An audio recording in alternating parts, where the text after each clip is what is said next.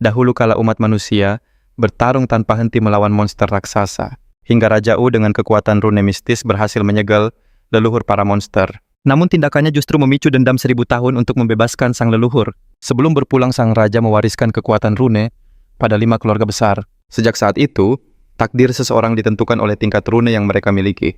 Kini di era modern di sebuah kota yang tampak damai, seorang pegawai minimarket bernama Xiao menyapa dengan senyum penuh misteri. Tiba-tiba masuk seorang pahlawan angkuh yang memandang rendah orang biasa. Dia menolak membayar, merasa jasanya sebagai pahlawan sudah lebih dari cukup. Saat suasana memanas, rekan kerja Xiao datang untuk menengahi situasi. Pria sombong itu langsung mengamuk menuntut Xiao dipecat karena berani padanya. Di ruang belakang, Xiao hanya menghela napas. Aku berhenti saja. Ini bukan yang pertama kali. Dunia di mana rune tinggi selalu menindas yang rendah. Xiao pun melangkah pergi. Di luar, sepasang sepatu sekolah yang rapi telah menantinya. Sambutan hangat dari sang adik. Kakak, sapanya dengan senyum yang begitu lebar dan tulus. Dengan bangga ia menunjukkan upahnya, namun Xiao menolak lembut. Biar kakak yang berusaha. Sambil berjalan di kala senja, Xiao menawarkan es krim, tapi adiknya menolak dengan halus. Xiao tertawa kecil, tetap memesan es krim. Adiknya iseng menyuapkan 1 sendok. Mau coba, godanya. Xiao pura-pura cuek membuat adiknya ikut tertawa. Di tengah canda, Xiao berkata pelan, "Nanti kita bicara soal pekerjaan kakak." Tiba-tiba dentuman dahsyat menghancurkan kedamaian sore itu. Semua orang membeku. Monster raksasa muncul dari dalam tanah tepat di zona perlindungan keluarga Zhong. Xiao segera menarik adiknya Linlan. "Kita ke tempat penampungan sekarang."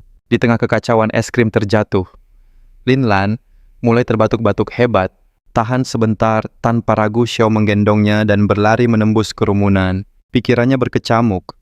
Zona perlindungan bisa jebol. Ada yang tidak beres dengan keluarga Zhong. Di belakang mereka, monster bermata merah menjulang tinggi menebar teror. Xiao terus berlari, akhirnya tiba di tempat penampungan yang tampak aman. Anehnya, gerbang kokoh itu masih tertutup rapat di hadapan warga yang panik. Seorang pejabat berwajah angkuh dikelilingi penjaga tiba-tiba muncul dan berteriak, "Dengarkan semua." Dia mengumumkan sebuah peraturan baru yang mengejutkan. Hanya mereka dengan rune tingkat 3 ke atas yang boleh berlindung. Xiao melangkah maju. "Keluarga Zhong punya kewajiban untuk melindungi semua warga," serunya. Pejabat itu mencibir. "Anak rune tingkat 1 ini ingin kita semua celaka." "Ya, wiatik aku." Warga lain ikut terhasut. Orang lemah sepertinya memang tidak pantas diselamatkan. Hierarki sosial ternyata lebih penting daripada nyawa di ambang bahaya. Sang pejabat tersenyum puas, menikmati keputusasaan di wajah semua orang. Xiao tidak tahan lagi. "Baik, biar aku yang memancing monster itu. Sekarang buka gerbangnya." Keberaniannya membungkam semua orang. Dia menitipkan Linlan, "Aku pasti kembali." Dengan tatapan dingin ia menantang si pejabat. "Sekarang selamatkan mereka semua." Pejabat itu tergagap tak punya pilihan selain memerintahkan, "Buka gerbangnya." Saat gerbang tertutup, pejabat itu berbisik sinis pada Xiao, "Habislah engkau." Pintu raksasa itu pun tertutup meninggalkan Xiao sendirian menghadapi ancaman besar. Seekor monster laba-laba mendarat tepat di hadapannya. Xiao terkejut melihatnya begitu dekat. Namun tanpa rasa takut, dia berteriak memancing perhatian penuh sang monster kepadanya. Raungan mengerikan pecah dari monster berkaki 8 itu. Dengan taring terbuka, makhluk itu memburu Xiao tanpa henti. Tempat penampungan tak aman. Ejekan masa lalu terngiang menghinanya sebagai sampah, rune rendah. Xiao menguatkan tekad. Tak peduli rune miliknya Linlan harus selamat, ia terus berlari menembus kegelapan. Ia sengaja menarik perhatian monster, menjauhkannya dari sepasang kekasih yang bersembunyi ketakutan. Napasnya memburu. Di mana para penjaga keluarga Zhong mereka seharusnya sudah tiba. Setiap detik sangat berharga. Ia sadar monster ini berburu dengan penglihatan dan getaran persis, seperti laba-laba serigala. Ia bersiap untuk pertarungan terakhirnya. Kaki tajam monster itu menyala siap menghabisinya. Tepat di detik terakhir, kilat biru menyambar dari angkasa. Seorang kesatria misterius muncul menangkis serangan fatal itu dengan perisai energi yang berkilauan. Gadis berambut perak dengan mata merah menyala itu memancarkan aura kekuatan yang luar biasa. Tanpa ragu, ia melesat maju. Tombaknya berubah menjadi naga biru agung yang berdenyut dengan kekuatan dahsyat. Di belakangnya, arwah naga raksasa bangkit meniru setiap gerakannya dengan sempurna. Naga itu mengeluarkan raungan tanpa suara yang mengguncang bumi, lalu menyatu dengan sang kesatria, melepaskan gelombang energi biru yang menghantam monster itu. Ledakan cahaya biru menyilaukan segalanya, menelan monster itu dalam api suci. Saat debu mereda, sang pahlawan berambut perak muncul di hadapan Xiao. Dengan santai ia menyapa, "Halo, kamu tidak apa-apa kan?" Tanyanya penuh percaya diri. Xiao terpana, gadis dengan 6 rune ini pasti seorang elit dari keluarga Zhong. Tapi tiba-tiba kepalanya terasa sakit luar biasa membuat sang kesatria menatapnya dengan cemas. Belum sempat bernapas lega, monster itu bangkit kembali dari puing-puing. Belum berakhir rupanya, gumam sang kesatria bersiap untuk ronde kedua. Ia merasakan ada yang aneh. Tiba-tiba kekuatan tak kasat mata menariknya ke bawah dengan brutal saat ledakan energi lain meletus dari dalam tanah. Kamu tidak apa-apa, teriak Xia sambil berlari mendekat. Monster itu bangkit lagi. Kini jauh lebih besar, lebih kuat, dan diselimuti bayangan yang mencekam. Sang kesatria sadar monster ini sudah berevolusi ke peringkat C. Ini gawat. Pikirannya berpacu. Jika kabur berdua mereka takkan selamat. Ia harus menahannya. Pergi nak, laporkan pada ketua Di. Perintahnya tegas.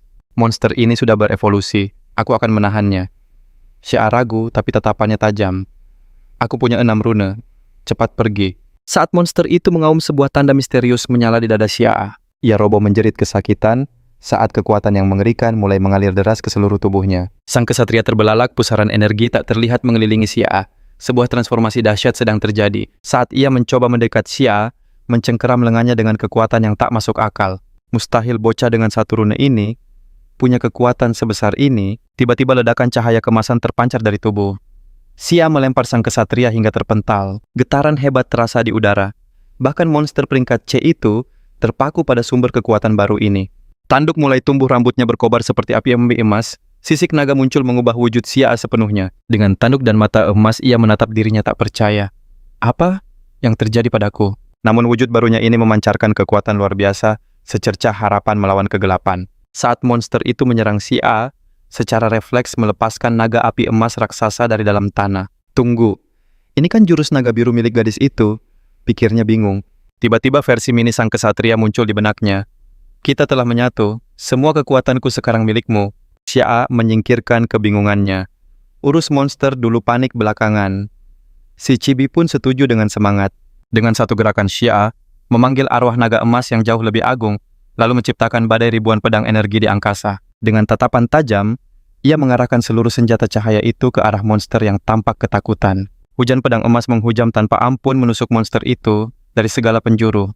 Kerja bagus, sorak si Chibi di kepalanya. Monster itu menjerit untuk terakhir kalinya. Xia mengepalkan tangannya memusatkan kekuatan untuk serangan akhir, membuat monster bayangan itu meledak dalam kobaran api yang dahsyat. Asap tebal membumbung tinggi menjadi saksi bisu akhir sang monster. Di tengah puing-puing wujud raksasa itu terdiam selamanya. Dengan aura emas yang masih menyala, Xiao bertanya, "Sudah berakhir?" Ia mendekat perlahan, namun tiba-tiba api emas di tangannya berubah menjadi biru. Seketika cahaya menyilaukan memisahkan mereka berdua. Fusi berakhir, Xiao kembali ke wujud aslinya dan terhempas jatuh bebas dari angkasa. Tepat waktu sosok anggun berambut putih menyambarnya mendarat dengan sempurna. Sebuah kapal udara raksasa membayangi mereka dari atas. "Terima kasih, Bisika. Hati seteri estetika," bisik Xiao. Wanita itu tersenyum. "Seharusnya aku yang berterima kasih." Dua orang berlari mendekat Nona. Sang pejuang menjawab dengan tenang. "Aku baik-baik saja," diujarnya sebelum menahan Xiao yang hendak pergi. "Tunggu, kenapa kita bisa melakukan fusi?" Xiao hanya bisa terdiam bingung. "Aku juga tak tahu," jawab wanita itu sambil memberikan kartu namanya. "Hubungi aku."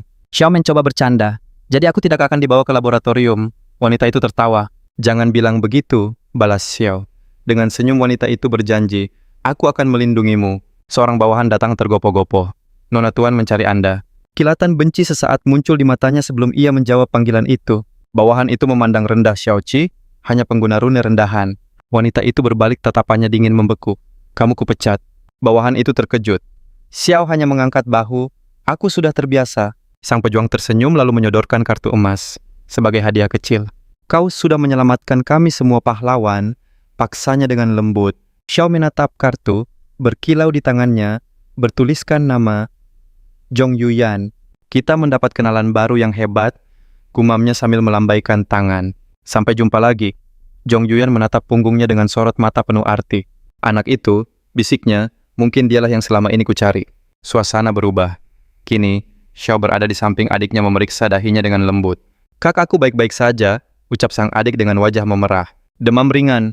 Kamu pasti ketakutan kemarin," kata Xiao penuh perhatian. Terbayang kembali pelukan erat adiknya saat orang-orang di halaman bersorak, "Pahlawan, dia menyelamatkan kita semua." Gema sorakan itu masih terngiang. Keadaan benar-benar berbalik. Bawahan yang sombong itu kini memohon-mohon, "Saya salah, tolong jangan pecat saya." Xiao hanya menatap dingin saat pria itu diseret pergi. Kembali di kamar sang adik bergumam, Aku merasa selalu jadi beban kakak. Xiao menggenggam erat tangannya. Kita ini keluarga. Kalau mau menebusnya, buatkan aku sup iga babi buatanmu setelah sembuh. Terdengar suara dari luar. Kamu istirahat ya, biar kakak yang lihat. Saat membuka pintu ia terkejut. Di depannya berdiri komite penyambutan yang aneh. Xiao yang biasanya tenang kini sedikit kewalahan dengan popularitas barunya. Kalian datang karena fusiku dengan Nona Jong. Pria itu mengangguk, benar atas perintah Nona. Tiba-tiba seorang pria aneh mencengkeramnya. Fenomena langka harus diteliti. Seorang wanita berambut ungu menepisnya. Diteliti, kau mau membedahnya. Bagaimana kalau bergabung dengan keluarga Shen kami, tak kalah dari keluarga Jong. Xiao benar-benar dibuat pusing. Kerumunan mulai berbisik, dia diperebutkan dua keluarga besar. Apa dia menjual diri, Pam? Mata Xiao menajam. Badai amarah mulai bergejolak di balik wajah tenangnya. Suara sinis mulai terdengar jelas. Si pecundang tak berguna ini hanya menunggu disingkirkan. Inilah harga dari sebuah ketenaran. Namun Xiao berdiri kokoh menantang mereka semua. Jika kalian begitu menginginkanku, bagaimana kalau kalian buktikan kelayakan kalian satu persatu? Dengan seringai licik ia berkata, saatnya bergabung dengan para elit. Si rambut ungu mendengus sinis, baru punya satu rune saja sudah sombong. Amarah yang lain memuncak, tapi Siada dengan santai menunjukkan kartu emas dari keluarga Jong. Sepertinya kalianlah yang sedang memohon padaku. Ia menatap utusan keluarga Jong dan memutuskan, karena Nona Jong yang mengundang aku akan menerima tawarannya terlebih dahulu. Tapi tambah Xia, tanggung jawabku sebagai kakak lebih utama. Adikku tidak sehat, jadi aku harus menemaninya. Utusan itu langsung menyambutnya. Tentu saja kami akan siapkan rumah sakit terbaik milik keluarga Jong untuk Anda. Gadis dari keluarga Shen hanya bisa menggeram kesal saat pintu tertutup, sementara si rambut ungu bergumam pelan. Bocah ini tak bisa diremehkan hanya dengan nama besar. Di dalam kamar adiknya menatap dengan cemas. Kakak, ada keributan ya? Xia tersenyum lembut untuk menenangkannya. Bukan apa-apa, semua baik-baik saja. Tak ada yang sadar, seekor gagak merah mengawasinya dari balik jendela. Sebuah tatapan misterius yang mengancam. Malam menyelimuti kediaman megah keluarga Jong. Cahaya kemerahan terpancar dari jendelanya memberi kesan ganjil. Di dalam sebuah pesta mewah sedang berlangsung. Diantar oleh utusan Xia melangkah memasuki aula yang megah. Silakan lewat sini, Tuan. Xia dibawa semakin dalam ke pusat kemewahan, diiringi bisikan sinis. Pengguna satu rune berani datang ke sini. Para elit meremehkan pilihan sang kepala pelayan. Namun Xia tetap melangkah dengan tenang. Tatapan merendahkan dari para tamu sama sekali tak mengusiknya. Tiba-tiba seorang pemuda pirang menghadang langkah mereka menatap kepala pelayan dengan amarah. Kepala pelayan ini keterlaluan. Kenapa orang rendahan sepertinya bisa masuk, bentak pemuda itu. Sang kepala pelayan tetap tenang. Dengan tegas ia menjawab, Tuan Kui, dia adalah tamu terhormat Nona Jong. Kui hanya mencibir, namun tatapan dingin Xia menguncinya. Xia maju selangkah menenangkan sang kepala pelayan. Tidak masalah, biar aku sendiri yang menanganinya. Tuan Kui yang murka langsung menyeramkan anggur ke wajahnya. Masih mau berlagak. Minuman ini bahkan tak pantas untukmu. Cairan merah menetes dari wajahnya. Mata Xia menajam. Kau yang memulainya. Aura merah pekat mulai menyelimuti Tuan Kui. Habislah kau. Namun sebelum Kui sempat bergerak, sebuah pukulan secepat kilat mendarat telak. Di wajahnya Kui langsung tersungkur tak percaya. Sial, kenapa aku tidak bisa berubah? Xia berdiri menjulang, di atasnya suaranya sedingin es. Minta maaf. Tuan Kui menggeram tak terima. Jangan harap Xia tak ragu memberinya pelajaran kedua. Ini peringatan terakhir. Minta maaf. Pukulan keras kembali mendarat tanpa ampun. Akhirnya Tuan Kui menyerah. Aku minta maaf. Xia menganalisis situasi dengan cepat. Rune milik Kui levelnya tinggi tapi kekuatannya seperti disegel. Tiba-tiba Kui bangkit dengan aura merah yang jauh lebih ganas. Sudah selesai bermain, mata Xia menyipit merasakan lonjakan kekuatan itu. Kui akhirnya melepaskan kekuatan aslinya. Tangannya diselimuti energi merah yang bergejolak. Aha, jadi cahaya merah itu pertanda transformasi. Xia akhirnya mengerti. Sebuah topeng emas terbentuk di wajah Kui yang menyeringai jahat. Sekarang rasakan penderitaanmu. Di belakangnya sebuah portal kegelapan terbuka. Seekor monster raksasa bermata merah menerobos keluar. Wujudnya yang mengerikan bahkan membuat Kui terkejut. Namun Xia tetap tenang tak gentar menatap monster itu. Seketika pesta berubah menjadi medan kekacauan. Monster serigala itu mulai mengamuk tak terkendali. Para tamu berlarian panik. Anehnya Xia hanya terlihat sedikit terkejut dengan kemunculan monster itu. Kepala pelayan An menarik Xia. Tuan, monster ini terlalu berbahaya. Kita harus segera pergi dari sini. Xia menahannya. Bukankah mereka semua pengguna rune hebat, kenapa harus panik? Sang kepala pelayan menjelaskan dengan napas terengah. Punya rune hebat bukan berarti jago bertarung, Tuan Xia. Memang benar kemampuan bertarung sejati hanya bisa didapat lewat latihan keras, bukan sekadar gelar bangsawan. Sayangnya, lanjut kepala pelayan para bangsawan muda ini terlalu malas untuk berlatih keras. Seolah membuktikan perkataannya, monster itu menghantam sang kepala pelayan dengan satu serangan. Kini Xia harus menghadapi monster itu sendirian. Monster serigala itu menerjang ke arahnya. Matanya terkunci pada Xia mangsa berikutnya. Sial, pikir Xia yang lengah, tepat saat monster itu akan menerkamnya dengan taring tajam. Sebuah tendangan super cepat menghantam moncong monster itu. Seorang gadis berambut pink muncul entah dari mana. Ia mendarat dengan anggun meletakkan tangan di pinggangnya, lalu memarahi monster raksasa itu. Dasar anjing nakal. Sementara itu, Xia hanya bisa tertegun menatap pemandangan aneh di depannya. Aura merah pekat memancar dari serigala raksasa itu. Xia yang selalu dilindungi kini menatap sang penyelamat misteriusnya. Cepat menyingkirlah, perintah gadis berambut pink itu sambil berbalik. Tiba-tiba bayangan masa lalu yang rapuh menyelimuti sosoknya. Mata Xia terbelalak. Sebuah fragmen ingatan menghantam kesadarannya. Kilas balik menyeruak Xia kecil dan gadis itu terpojok di sebuah gang gelap. Ingatan itu begitu jelas. Ternyata itu dia. Bahkan saat itu ia mengatakan hal yang sama, cepat cari aman. Sementara itu, auman buas serigala raksasa memecah keheningan. Monster itu melesat bagai kilat merah menerjang sosok yang terjatuh, tapi sang pahlawan memanggil kapak pink raksasanya yang bersinar. Tanpa gentar ia melompat lebih tinggi. Kapaknya terangkat siap menghantam monster itu. Serigala itu meraung, gelombang energi merah menyapu segalanya.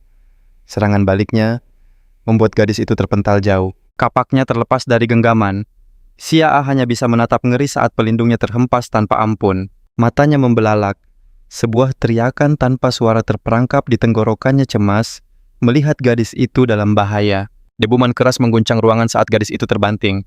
Ia mendarat tepat di atas Xia, pendaratan darurat yang benar-benar kacau. Sial, meski menjadi bantalan, Xia masih sempat bertanya khawatir, kamu tidak apa-apa?" Sang penyelamat yang kini dalam posisi canggung tampak tersipu malu karena kedekatan mereka. "Oh, bagus sekali." Ternyata monster itu tidak sendiri. Sekawanan serigala bayangan yang sama ganasnya muncul. Mereka menerjang bagai badai taring dan amarah. Jeritan panik memenuhi ruangan saat para monster kecil itu mulai menyudutkan tamu pesta yang ketakutan. Tapi mata gadis berambut pink itu menyala penuh tekad. Pertarungan belum usai. Ia menarik tangan Xia berteriak saat gerombolan serigala mendekat. Tangan mereka yang tergenggam tiba-tiba bersinar pink terang. Seberkas pita energi pink melesat dahsyat langsung menghalau kawanan penyerang. Para serigala kecil itu lenyap seketika. Wujud bayangan mereka sirna diterpa gelombang cahaya. Namun serigala raksasa itu masih berdiri menjulang, tak tergoyahkan oleh ledakan kekuatan yang baru saja melenyapkan anak buahnya. Dengan setelan gagah, sang pahlawan pink mempertanyakan kekuatan barunya sambil kembali mengangkat kapak raksasanya. Tiba-tiba versi mini dirinya yang menggemaskan muncul bersorak penuh semangat dengan kapak pink imutnya, dan ia terlihat baik-baik saja dengan itu. Tapi pertarungan belum berakhir. Sisa-sisa bayangan serigala yang kalah mulai menyatu kembali. Sudah kuduga, gerombolan serigala merah terbentuk lagi siap untuk ronde kedua. Apa dia menyerap mereka untuk bangkit lagi? Pahlawan kita bertanya-tanya mengamati monster yang tak kenal lelah itu. Terkepung namun ia tetap berdiri teguh. Kapak pink telah siaga saat kawanan itu menyerbu. Dengan satu ayunan kuat, ia melepaskan amarahnya pada serigala yang datang. Senjata pink bercahaya itu menghantam targetnya, menghempaskan satu monster bayangan. Tapi serbuan mereka seakan tak ada habisnya. Ia mengetakkan gigi dengan tekad yang suram. Tidak ada akhirnya. Ia pun melepaskan serangan berputar yang dahsyat. Kapak pinknya berputar menjadi badai yang menerjang para serigala bayangan. Di tengah kekacauan, ia malah santai bertanya pada pemandu kecilnya soal wahana cangkir berputar, menjanjikan sebuah perjalanan ke taman hiburan nanti. Setelah monster ini beres, kita ke taman hiburan ya, janjinya sementara kapaknya memancarkan kekuatan. Serangan putarnya semakin ganas. Energi pink merobek sisa-sisa prajurit bayangan. Tapi sang serigala pemimpin hanya menyeringai. Tubuhnya mulai membesar menjadi semakin mengerikan. Monster alfa itu menyerbu dengan amarah yang diperbarui. Rahangnya terbuka lebar bagai jurang kegelapan. Dengan tekad membara, sang pahlawan pun melompat. Kapak terangkat tinggi menyalurkan seluruh kekuatannya untuk satu tebasan penentu. Kapak pink menghantam targetnya dengan benturan yang luar biasa.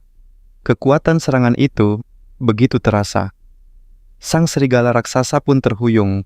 Energi gelap meledak dari tebasan kapak yang menghancurkan itu. Pahlawan kita berdiri gagah di antara sisa-sisa monster yang lenyap. Sebuah kemenangan epik serigala alfa raksasa itu hancur menjadi ketiadaan. Terornya telah berakhir. Sambil menyeka kening, sang juara berambut pink menghela napas lega. Akhirnya selesai. Cahaya pink memudar, memisahkan Xia dan gadis itu. Keduanya tampak kelelahan, namun tinju sang gadis masih terkepal erat. Sisa-sisa energi pink masih terasa di sekelilingnya. Pertarungan itu sangat menguras tenaga, tapi semangatnya takkan padam. Pemandu kecil mereka muncul lagi berlari gembira ke arah Xia sambil berteriak, "Kita menang!" Ia langsung memeluknya. "Aku sudah merencanakan perayaan kemenangan di taman hiburan. Tapi tunggu." Suara langkah kaki mendekat menandakan pesta kemenangan ini mungkin harus ditunda. Seorang gadis berambut putih dengan tatapan tajam muncul memanggil dengan cemas, "Ciu, kamu tidak apa-apa?" Pendatang baru itu melihat Ciu dan Xia dalam posisi yang agak canggung. Raut khawatirnya pun bercampur dengan sedikit rasa malu. Saat kesadaran Xiao pulih, seorang gadis berambut pink menyapa Ciu dengan riang memanggilnya Kakak Yuyan. "Kakak," batin Xiao bingung. Ia sama sekali tak mengerti silsilah keluarga ini. Wajah Ciu memerah saat mengakui usianya, sementara Yuyan tersenyum jahil. Pandangan mereka pun kembali tertuju pada Xiao. Ciu membungkuk meminta maaf dengan tulus atas insiden yang baru saja menimpa Xiao. Ciu pun mengajak mereka untuk bertemu ayahnya sekalian melaporkan kekacauan yang terjadi. Jauh di balik bayang-bayang, sesosok misterius tersenyum licik sambil mengamati sisa-sisa kekacauan. Firasat Xiao merasa ada yang janggal, tapi Ciu menenangkannya dengan santai. Semua beres. Dengan penuh percaya diri, ia meyakinkan keluarga Zhong akan membereskan semuanya, menunjukkan betapa besarnya pengaruh mereka. Terbukti, seorang utusan keluarga Zhong sudah menenangkan para tamu, menjanjikan pengawalan dan penjelasan penuh. Pria itu berkata dengan tatapan suram, "Monster ini adalah bencana yang seharusnya tak pernah terulang lagi di distrik komersial." Ia menjelaskan perisai energi raksasa seharusnya bisa menahan serangan ini. Namun pelindung itu kini jelas telah gagal. Pola heksagonalnya berkedip, lalu lenyap seluruhnya. Xiao bertanya cemas, mungkinkah dirinya yang secara tak sengaja merusak perisai itu? Yuyan yang energik tak membantah, ia justru menepuk dada dan berjanji akan melindungi Xiao. Kini ketiganya berdiri di hadapan pintu raksasa yang mengintimidasi, siap bertemu ayah Ciu. Ciu mengumumkan kedatangan mereka, dan suara berat menyahut dari dalam, "Masuk." Tiba-tiba sebuah cangkir teh melesat dari dalam ruangan lurus ke arah pintu. Perang cangkir porselen itu hancur berkeping-keping, nyaris mengenai kepala Ciu. Sebuah sambutan yang meledak-ledak. Ciu menatap tajam ayahnya, tak terkesan dengan serpihan keramik di rambutnya. Yuyan ikut cemberut kesal saat sang kepala keluarga Tuan Zhong menggelegar dari singgasananya. Ciu, ekspresi Xiao tetap datar. Sementara Ciu tampak sangat malu dengan sambutan agresif ayahnya. Dengan tenang pahlawan kita bertanya, "Apa ini cara Tuan Zhong menyapa tamu?" Ketiganya berdiri tegak tak gentar, menghadapi sosok penuh wibawa di hadapan mereka. Tuan Zhong menatap tajam. "Ini urusan keluarga Zhong. Orang luar jangan ikut campur." Tapi Xiao bukan orang yang mudah diintimidasi. Ia siap melawan. Dengan nada sinis Xiao menyindir, "Keluarga terhormat ini rupanya tak tahu sopan santun." Xiao pun berbalik memutuskan pertemuan ini selesai. Ciu hanya bisa terperangah. Ia melangkah pergi muak dengan drama keluarga Zhong. Tuan Zhong menggeram, "Monster itu mengincarmu." Tuan Zhong hanya diam menatap Xiao, dan Yuyan pergi meninggalkan Ciu yang terjebak di antara keduanya. Pahlawan kita tak goyah. Langkahnya mantap, kepergiannya tak terbantahkan. Pintu pun dibiarkan terbuka. Ciu ditinggal sendirian menghadapi amarah ayahnya. Di luar, Yuyan mulai menggerutu di samping Xiao. Orang tua itu menyebalkan. Dia hanya mengatakan hal yang sudah kita tahu. Xiao memikirkan hubungan rumit Ciu dan ayahnya. Tiba-tiba Yuyan menjatuhkan sebuah informasi mengejutkan. Ibu Ciu perginya disebabkan oleh orang tua itu. Yuyan lalu menjelaskan tradisi kelam klan mereka. Pernikahan diatur bahkan dengan kerabat dekat semua demi mendapatkan rune terkuat. Xiao terhenyak. Kepingan teka-teki mengerikan itu mulai tersusun di benak Xiao. Yuyan pun melanjutkan ceritanya. Ibu Ciu dipaksa menikahi sepupunya sendiri dan menderita setelah melahirkan. Rahasia kelam keluarga Zhong akhirnya terungkap. Jadi itu ceritanya. Yuyan mengangkat tangan, merasa beberapa hal lebih baik diceritakan sendiri oleh Cai Yu. Dengan senyum misterius, ia memberikan tawaran menggiurkan. Rekrutmen langsung ke Xiyuan oleh sang bos. Xiao berterima kasih dengan sopan atas tawaran itu dan berjanji akan mempertimbangkannya. Tiba-tiba sebuah ide muncul di kepala Yuyan. Ia mengajak Xiao ke pelelangan bawah tanah malam ini. "Ada giok guntur di sana," bisiknya. "Benda itu bisa memulihkan kondisi adikmu." "Aku ikut," kata Xiao tanpa ragu. Yuyan langsung bertanya, "Kau punya setelan jas?" Xiao teringat setelan lamanya. Tapi Yuyan sudah punya rencana lain. "Kalau tidak layak kita belanja saja." Pipi Xiao langsung merona. Yuyan benar-benar memanjakannya. Wow, Xiao yang kini tampil gagah dengan setelan barunya tersipu malu saat Yuan mengagumi pantulan dirinya di cermin. Seorang staf lalu menawarkan setelan lain yang tak kalah bagus. Namun pahlawan kita merasa satu setelan baru sudah lebih dari cukup. Tepat saat itu sebuah suara sinis tiba-tiba menyela. Wah, Bos Luo sedang kencan dengan pacar barunya ya. Seorang pria pirang dengan senyum congkak datang mencari gara-gara. Tapi Yuan tak terpengaruh sama sekali, ia justru berkata pada staf, "Aku ambil semuanya. Tolong bungkus semuanya untukku." Lanjutnya yang jelas membuat si pirang itu naik pitam. Dengan senyum mengejek ia berkata, "Tak kusangka selera Bos Luo sekarang pemuda manis ya." Tapi Yuan hanya melenggang ke kasir tak memedulikannya. Oh, dia benci sekali diabaikan. Wajahnya memerah padam, urat-urat di lehernya sampai terlihat. Kekasihnya mencoba menenangkan, "Sayang, sebaiknya kita." Tapi pria itu mendorongnya dengan kasar sambil membentak, "Diam, bukan urusanmu bicara di sini." Wanita itu terhempas ke lantai terkejut oleh sikap kasarnya yang tiba-tiba. Tiba-tiba sesosok bayangan merah melesat ke arah mereka. Seseorang tidak tinggal diam. Dalam sekejap sebuah tangan ramping mencengkeram lengan si pengganggu menghentikan gerakannya. Tapi itu bukanlah Yuan. Seorang gadis berambut merah menyala yang baru saja datang bertanya pada wanita yang terjatuh, "Kau tidak apa-apa?" "Wasasam budi patakah." Penyelamat misterius itu tersenyum lebar, memamerkan gigi taringnya, tenang saja. Lalu ia melipat tangan di dada menatap si pirang. "Sampah sepertimu memang hanya bisa mengganggu yang lemah." Si pengganggu yang murka itu menggeram, "Berani-beraninya kau menceramahiku." Ia pun langsung melayangkan tinjunya. Dengan sigap gadis berambut merah itu menghindar ke samping membuat pria itu kehilangan keseimbangan. Bruk, pria arogan itu tersungkur ke lantai, wajah sombongnya berubah jadi ekspresi kaget yang memalukan. Sang pahlawan wanita berdiri menatapnya dengan angkuh, lalu menjatuhkan vonisnya pecundang. Xiao yang melihat kejadian itu hanya bisa tersenyum tipis. "Dia hebat juga," gumamnya. Tiba-tiba sebuah pusaran energi merah gelap muncul di belakang gadis tangguh itu. Gawat, portal itu lagi. Mata Xiao terbelalak. Dia sangat mengenali fenomena mengerikan itu. Benda itu muncul lagi. Dengan sigap Xiao melompat ke depan sambil berteriak, "Awas!" Tapi semua sudah terlambat. Gadis berambut merah itu terperangkap. Lengan-lengan bayangan muncul dari pusaran dan menjeratnya. Dia meronta sekuat tenaga. Meski tentakel gelap itu menariknya, semangat juangnya tak pernah padam. Monster itu mulai menyeretnya masuk ke dalam portal. Wajahnya masih menunjukkan perlawanan sengit.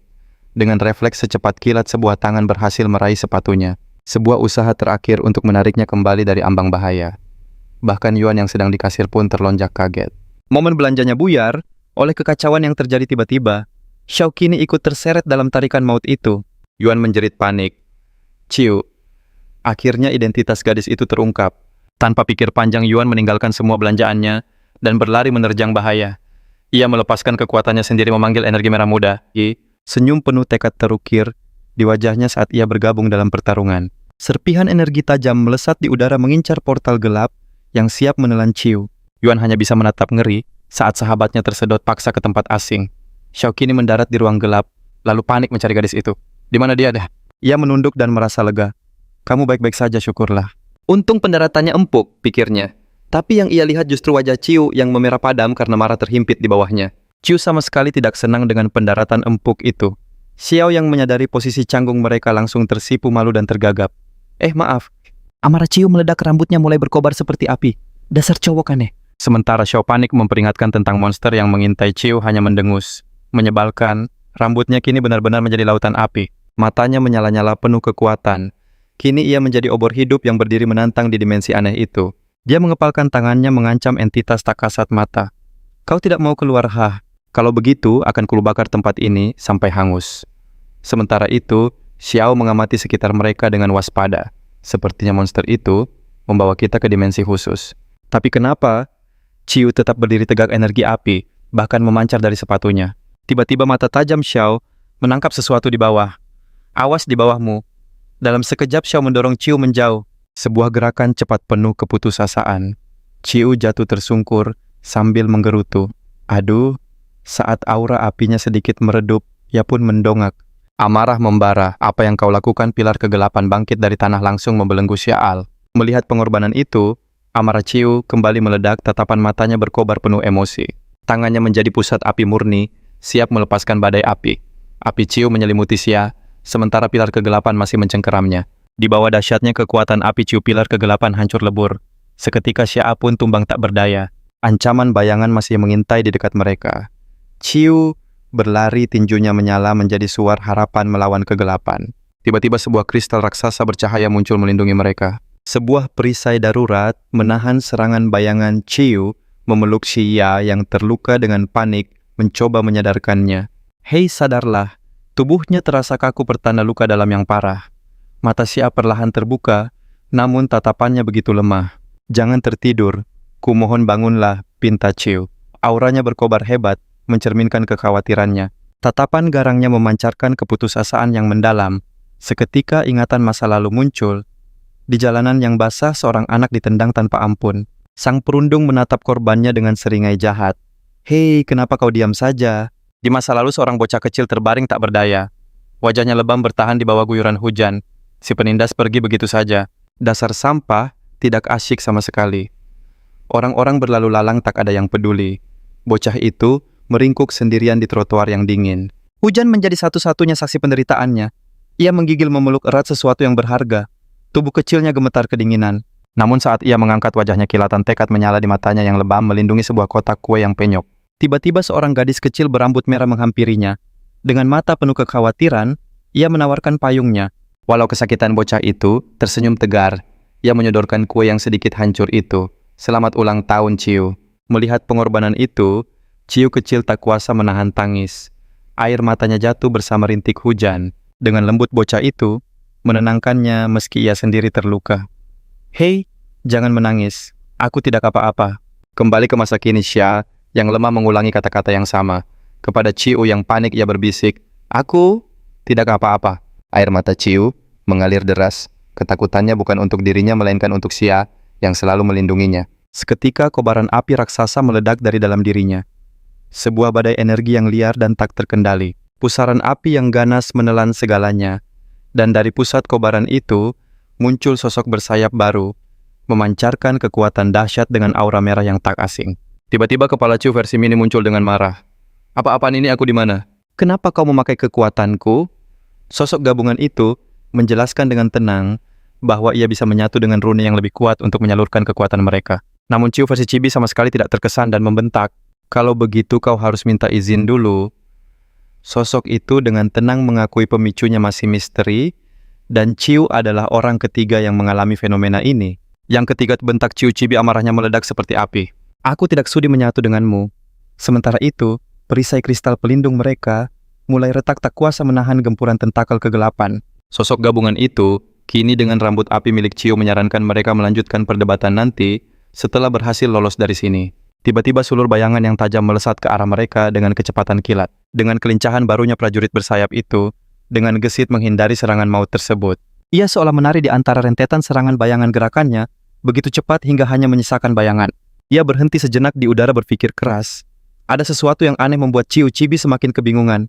Pertanyaan ke-1, kenapa kau bertanya padaku? Chiu Chibi yang berapi-api itu hanya mendengus kesal. Mana ia paham logika monster. Pertanyaan kedua, kenapa kita dibawa ke sini?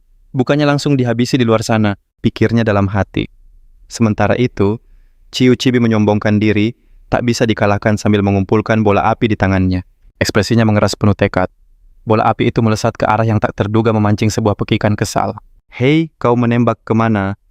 Anehnya semua tentakel kegelapan yang menyerang mendadak berhenti di udara. Keheningan mencekam menyelimuti gua. Sulur-sulur itu terdiam seolah terhipnotis oleh bola api yang melayang. Chiu Chibi menuntut penjelasan. Prajurit gabungan itu mulai menjelaskan obsesi makhluk ini. Rupanya ia tertarik pada nafas api unik yang mereka miliki. Itulah alasan mereka diseret ke sini. Sosok gabungan itu menyimpulkan monster itu menginginkan api mereka sambil menatap lurus ke atas. Jauh di langit-langit gua sesosok monster bayangan mengerikan dengan inti berdenyut menempel erat. Benda apa itu? Seru Chiu Chibi saat monster itu mengulurkan tangan ke arah bola api. Inti monster itu bersinar semakin terang, seolah menyerap kekuatan dari api yang menjadi incarannya. Seketika sang pejuang fusi memunculkan pedang cahaya yang melesat menerjang ancaman di langit-langit. Rambut apinya menyala laksana ekor komet. Pedangnya meledak menjadi badai api yang siap melahap lawannya. Bagaikan komet, sang pejuang menghantamkan bila apinya ke monster bayangan. Ledakan energi ungu yang menyilaukan pun terjadi.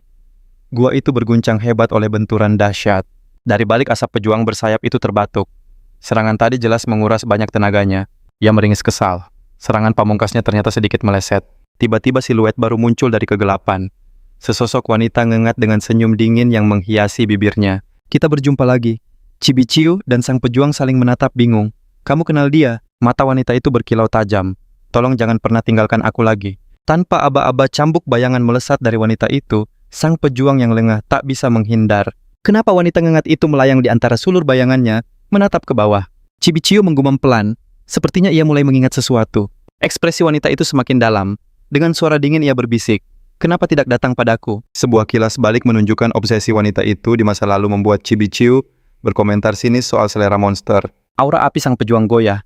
Keringat dingin mengkhianati kegelisahannya. Ia memalingkan wajah dari sosok yang memanggilnya. Penolakan bisu terasa di udara. Wanita ngengat itu memiringkan kepalanya. Matanya berkilau licik. Ada yang aneh. Bibirnya menyunggingkan senyum jahat. Sepertinya aku harus memaksamu untuk datang padaku. Monars, ia berteriak melepaskan gelombang energi gelap dari seluruh tubuhnya. Seketika jaring energi ungu raksasa menyelimuti gua, menjebak sang pejuang. Matanya menyala, ia pun merapal rune api yang rumit. Sebagai balasan, ia melepaskan semburan api dahsyat ke atas badai api itu, melawan jaring yang turun. Kekuatan apinya meledak, menghancurkan untayan energi ungu dengan kekuatan liar. Di tengah api yang mereda, sang pejuang berdiri kokoh. Aura apinya sama sekali tak berkurang. Chibi Chiu terperangah. Kamu bisa menggunakan kekuatan sehebat ini? Sang pejuang hanya menatap ke bawah dengan tenang. Rupanya ia sendiri terkejut dengan kekuatannya. Di belakangnya seekor phoenix api raksasa muncul dengan agung. Sayapnya membentang lebar. Dengan tatapan tajam ia menyalurkan kekuatan phoenix itu melalui telapak tangannya. Sang phoenix api melesat maju sesuai perintahnya. Sungguh sebuah pertunjukan kekuatan sejati. Wanita ngengat itu menatap dengan ekspresi yang sulit diartikan. Monarch. Wanita itu terkekeh sinis. Seranganmu takkan berguna. Matanya membelalak penuh kegilaan. Ia melayang mengumpulkan energi gelap di tangannya, siap melancarkan serangan berikutnya. Dengan satu gerakan, hutan duri bayangan muncul dari lantai gua sang phoenix. Perkasa menabrak duri-duri itu. Benturan dahsyat antara api dan bayangan terjadi. Tapi wanita ngengat itu tetap tak tersentuh di balik pertahanannya. Badai api itu bahkan nyaris tak menyentuhnya. Seolah api tak berpengaruh sama sekali padanya. Sementara Chibi Chiu menuntut strategi baru, sang pejuang mengamati. Ini wilayahnya, dan dia terus mencoba menangkapku. Matanya berkilat licik. Ia bergumam, aku ingin tahu apa aku bisa memanfaatkan itu. Chibi Chiu bertanya penuh semangat. Apa rencanamu? Ia pun mengungkap rencana nekatnya. Aku akan berpura-pura lemah. Biarkan dia menangkapku, lalu serang saat dia lengah. Chibi Chiu tampak cemas. Bukankah itu terlalu sederhana dan berisiko? Sang pejuang menyeringai. Sudah kubilang ini pertaruhan kan? Chibi Chiu bergumam penuh sesal. Maaf, ini salahku. Sebuah ingatan terlintas. Para monster datang mencarimu. Tapi ia menjawab dingin, belum tentu. Bisa jadi akulah yang mencari mereka. Kini ia berdiri sendirian sebagai umpan. Sosok berapinya bersinar terang di tengah kegelapan. Ekspresinya tegas, matanya membara penuh tekad. Tiba-tiba cakar bayangan melesat dengan energi ungu yang mengancam. Seketika sang pejuang terikat oleh sulur kegelapan. Aura apinya meredup melawan belenggu itu. Wanita ngengat itu muncul dengan senyum kemenangan. Monarch, akhirnya kau tertangkap. Matanya berkilau posesif saat ia berbisik. Menyerahlah dengan patuh seperti ini. Menatap tawanannya, ia berucap dengan puas, aku sudah lama sekali mencarimu. Genggaman sang kesatria pada pedangnya mengerat. Umpan telah dimakan. Inilah saatnya. Tebasan pedang api membelah ilusi. Dengan tatapan membara ia mengincar serangan akhir. Serangan apinya mendarat telak, membuat sang wanita ngengat terkejut. Monarch. Raut kemenangannya runtuh seketika. Tiba-tiba sebuah kilasan ingatan menusuk benak sang kesatria. Di masa lalu wanita ngengat dalam wujud berbeda dengan tenang menyuguhkan teh untuknya. Namun tiba-tiba ia tumbang. Wanita itu panik menghampirinya. Monarch, kau tak apa? Suara sinis terdengar dari kegelapan. Cih boneka, rendahan jatuh cinta. Sebuah tendangan membuatnya tersungkur. Sosok bayangan itu membisikkan ancaman mengerikan. Tersentak dari lamunannya, sang kesatria kembali menatap wanita ngengat. Barusan, apakah itu dirimu? Tatapannya tajam penuh kebingungan yang mulai tercerahkan. Rupanya kau mulai mengingatku. Balasnya dengan senyum tipis. Aku sudah melanggar batasan. Saat api melahap tubuhnya, ia berbisik penuh harap. Semoga api ini menghapus semua dosaku. Tiba-tiba sebuah suara berteriak. Tempat ini akan runtuh. Sang kesatria berdiri kokoh saat gua hancur di sekelilingnya ditelan api dan energi ungu. Pindah ke zaman modern Cayu, yang hampir jatuh ditangkap oleh gadis berambut merah sementara si rambut pink hanya menonton. Gadis berambut merah menyeringai lalu merangkul Ciu yang kebingungan. Kau hebat juga ya, pujinya.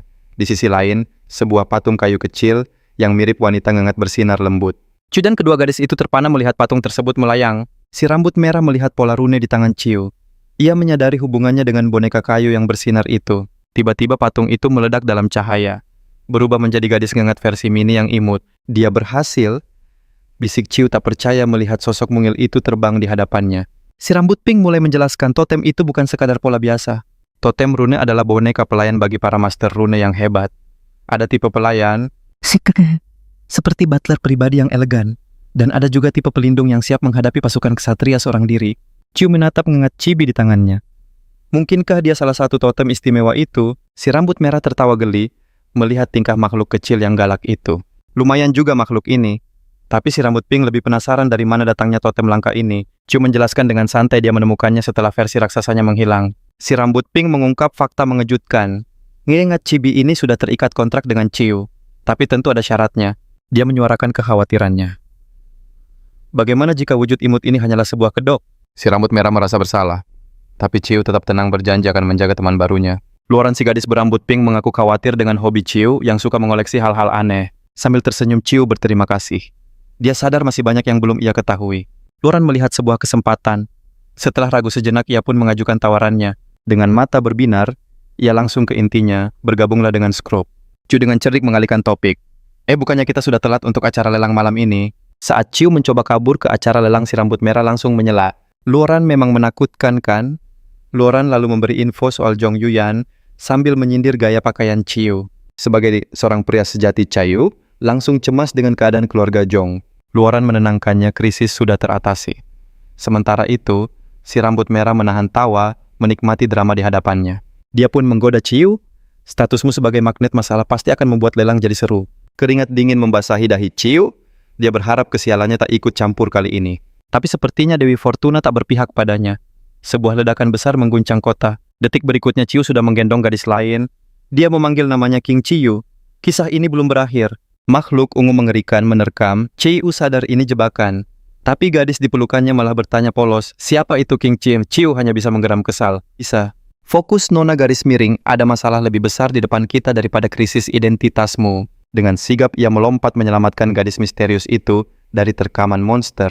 Satu mata monster ungu itu berkilat penuh amarah. Chiu sadar pelarian ini belum berakhir. Cerita mundur, 2 jam sebelumnya di sebuah balai lelang yang gemerlap, sang juru lelang memanaskan panggung menjanjikan malam penuh harta karun dan kejutan tak terduga. Dari ruang VIP trio kita, Chiu, Luoran, dan si rambut merah mengamati keramaian di bawah. Sebagai pakar mode Chiu, tak tahan mengomentari gaya berpakaian para tamu yang kaku. Si rambut merah menyeringai curiga penyelenggara acara ini punya reputasi yang unik. Luoran dengan santai berkata, Tuan Muda Yuan akan membayar semua yang Chiu inginkan malam ini. Wajah Chiu dan si rambut merah langsung cerah, membayangkan sesi belanja tak terbatas. Tapi Luoran memupus harapan si rambut merah. Itu tidak berlaku untukmu. Si rambut merah cemberut, dan Chiu menengahi mengingatkan kalau Yuan sebenarnya ingin merekrutnya. Luoran menegaskan Tuan Yuan punya kekayaan luar biasa dan siap berinvestasi besar pada Chiu. Dengan tatapan tajam Luoran menantang Chiyu, buktikan kau pantas menerima investasi sebesar itu. Luoran lalu menghela napas bermimpi punya kebebasan finansial seperti Tuan Yuan. Si rambut merah langsung setuju ikut berkhayal punya dompet setebal itu. Ia lalu meratapi nasibnya yang miskin sambil melirik senjata kuno yang ia incar di daftar lelang. Dengan putus asa ia memohon pada bos Chiu, yang dengan kocaknya mengaku sama-sama tidak punya uang. Si rambut merah menatapnya curiga. Bukankah Tuan Yuan memberimu dana? Chiu melotot, itu uangku bukan untuk dibagikan. Perhatian mereka teralih ke panggung. Juru lelang kembali memeriahkan suasana dengan senyum lebar. Dan sekarang, kejutan terbesar malam ini. Sebuah objek raksasa tertutup kain didorong ke atas panggung. Kain tersibak menampakkan sesosok putri duyung asli di dalam tangki air yang berkilauan. Ini spesimen kedua dalam 30 tahun. Chiu dan Luoran terbelalak tak percaya. Apa? Gadis berambut biru itu tertunduk pasrah. Namun tiba-tiba ia mengangkat wajahnya. Mata hijaunya kini memancarkan kilatan yang berbeda. Di dalam tangkinya sang putri duyung menjadi pusat perhatian. Chiu dan Luoran terpaku dari kejauhan. Luoran bergumam muram. Di tempat seperti ini nyawa pun bisa jadi barang dagangan. Si rambut merah mengepalkan tangan. Ini benar-benar keterlaluan. Melihat tatapan tak percaya Chiu, Luoran mengonfirmasi. Ya, dia benar-benar putri duyung. Luoran mulai menjelaskan sebuah fenomena langka, di mana seseorang bisa membangkitkan ciri nenek moyang non-manusia mereka. Ia menambahkan pengguna rune yang kuat, terkadang menunjukkan sifat hewan saat mengeluarkan kekuatan penuh. Fenomena unik ini, lanjut Luoran, sering dikaitkan dengan kekuatan legendaris Raja Yu. Itulah mengapa mereka yang kembali ke wujud leluhur Dipercaya memegang kunci kekuatan kuno. Si rambut merah mendengus. Itu cuma alasan saja. Mereka hanya mengincar penampilannya. Sementara itu, sang putri duyung menggenggam sebuah benda kecil misterius. Wajahnya tampak nelangsa. Dan pada saat itu, mata Ciu bertemu dengan mata sang putri duyung. Sebuah ikatan sunyi yang kuat terjalin di antara mereka. Tatapan Ciu terkunci padanya. Ciu bertanya pada Luoran, apakah Tuan Yuan memberikan batasan dana? Luoran tersenyum penuh arti, tidak ada. Artinya, kartu kredit tak terbatas untuk Ciu si rambut merah panik. Ciu jangan bilang kau akan. Si rambut merah menuduhnya ingin membeli gadis itu, tapi Ciu membantah tegas. Aku hanya ingin menolongnya. Tepat saat itu penawaran dibuka dengan harga fantastis. Jasu sudah tidak tahu. 100 juta. Sontak seluruh ruangan menjadi riuh. Angka penawaran melesat gila-gilaan, melewati 180 juta. Kini pertarungan tersisa antara dua pihak. Seorang wanita perwakilan keluarga Qi melawan pria yang menawar atas nama Luoran dan Ciu. Dari balkon si rambut merah melirik ke arah ruang VI, keluarga Qi. Ia mendengus dasar keluarga aneh itu. Di sisi lain, Yu tersenyum penuh percaya diri. Jarinya menari di atas tablet siap memasuki arena pertarungan. Di tabletnya Ciu, pura-pura panik soal tagihan Yuan. Impossible. Luan dan si rambut merah hanya menatapnya penuh selidik. Raut wajah si rambut merah mendadak serius. Dia mendesak Ciu, selamatkan putri duyung itu dari keluarga Qiang yang gila.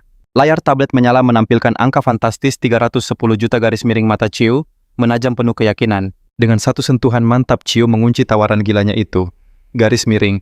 Dia resmi memasuki arena pertempuran. Juru lelang bersorak gembira garis miring 310 juta. Serunya membuat seisi aula terhenyak. Menghadap para hadirin, sang juru lelang berseru dramatis.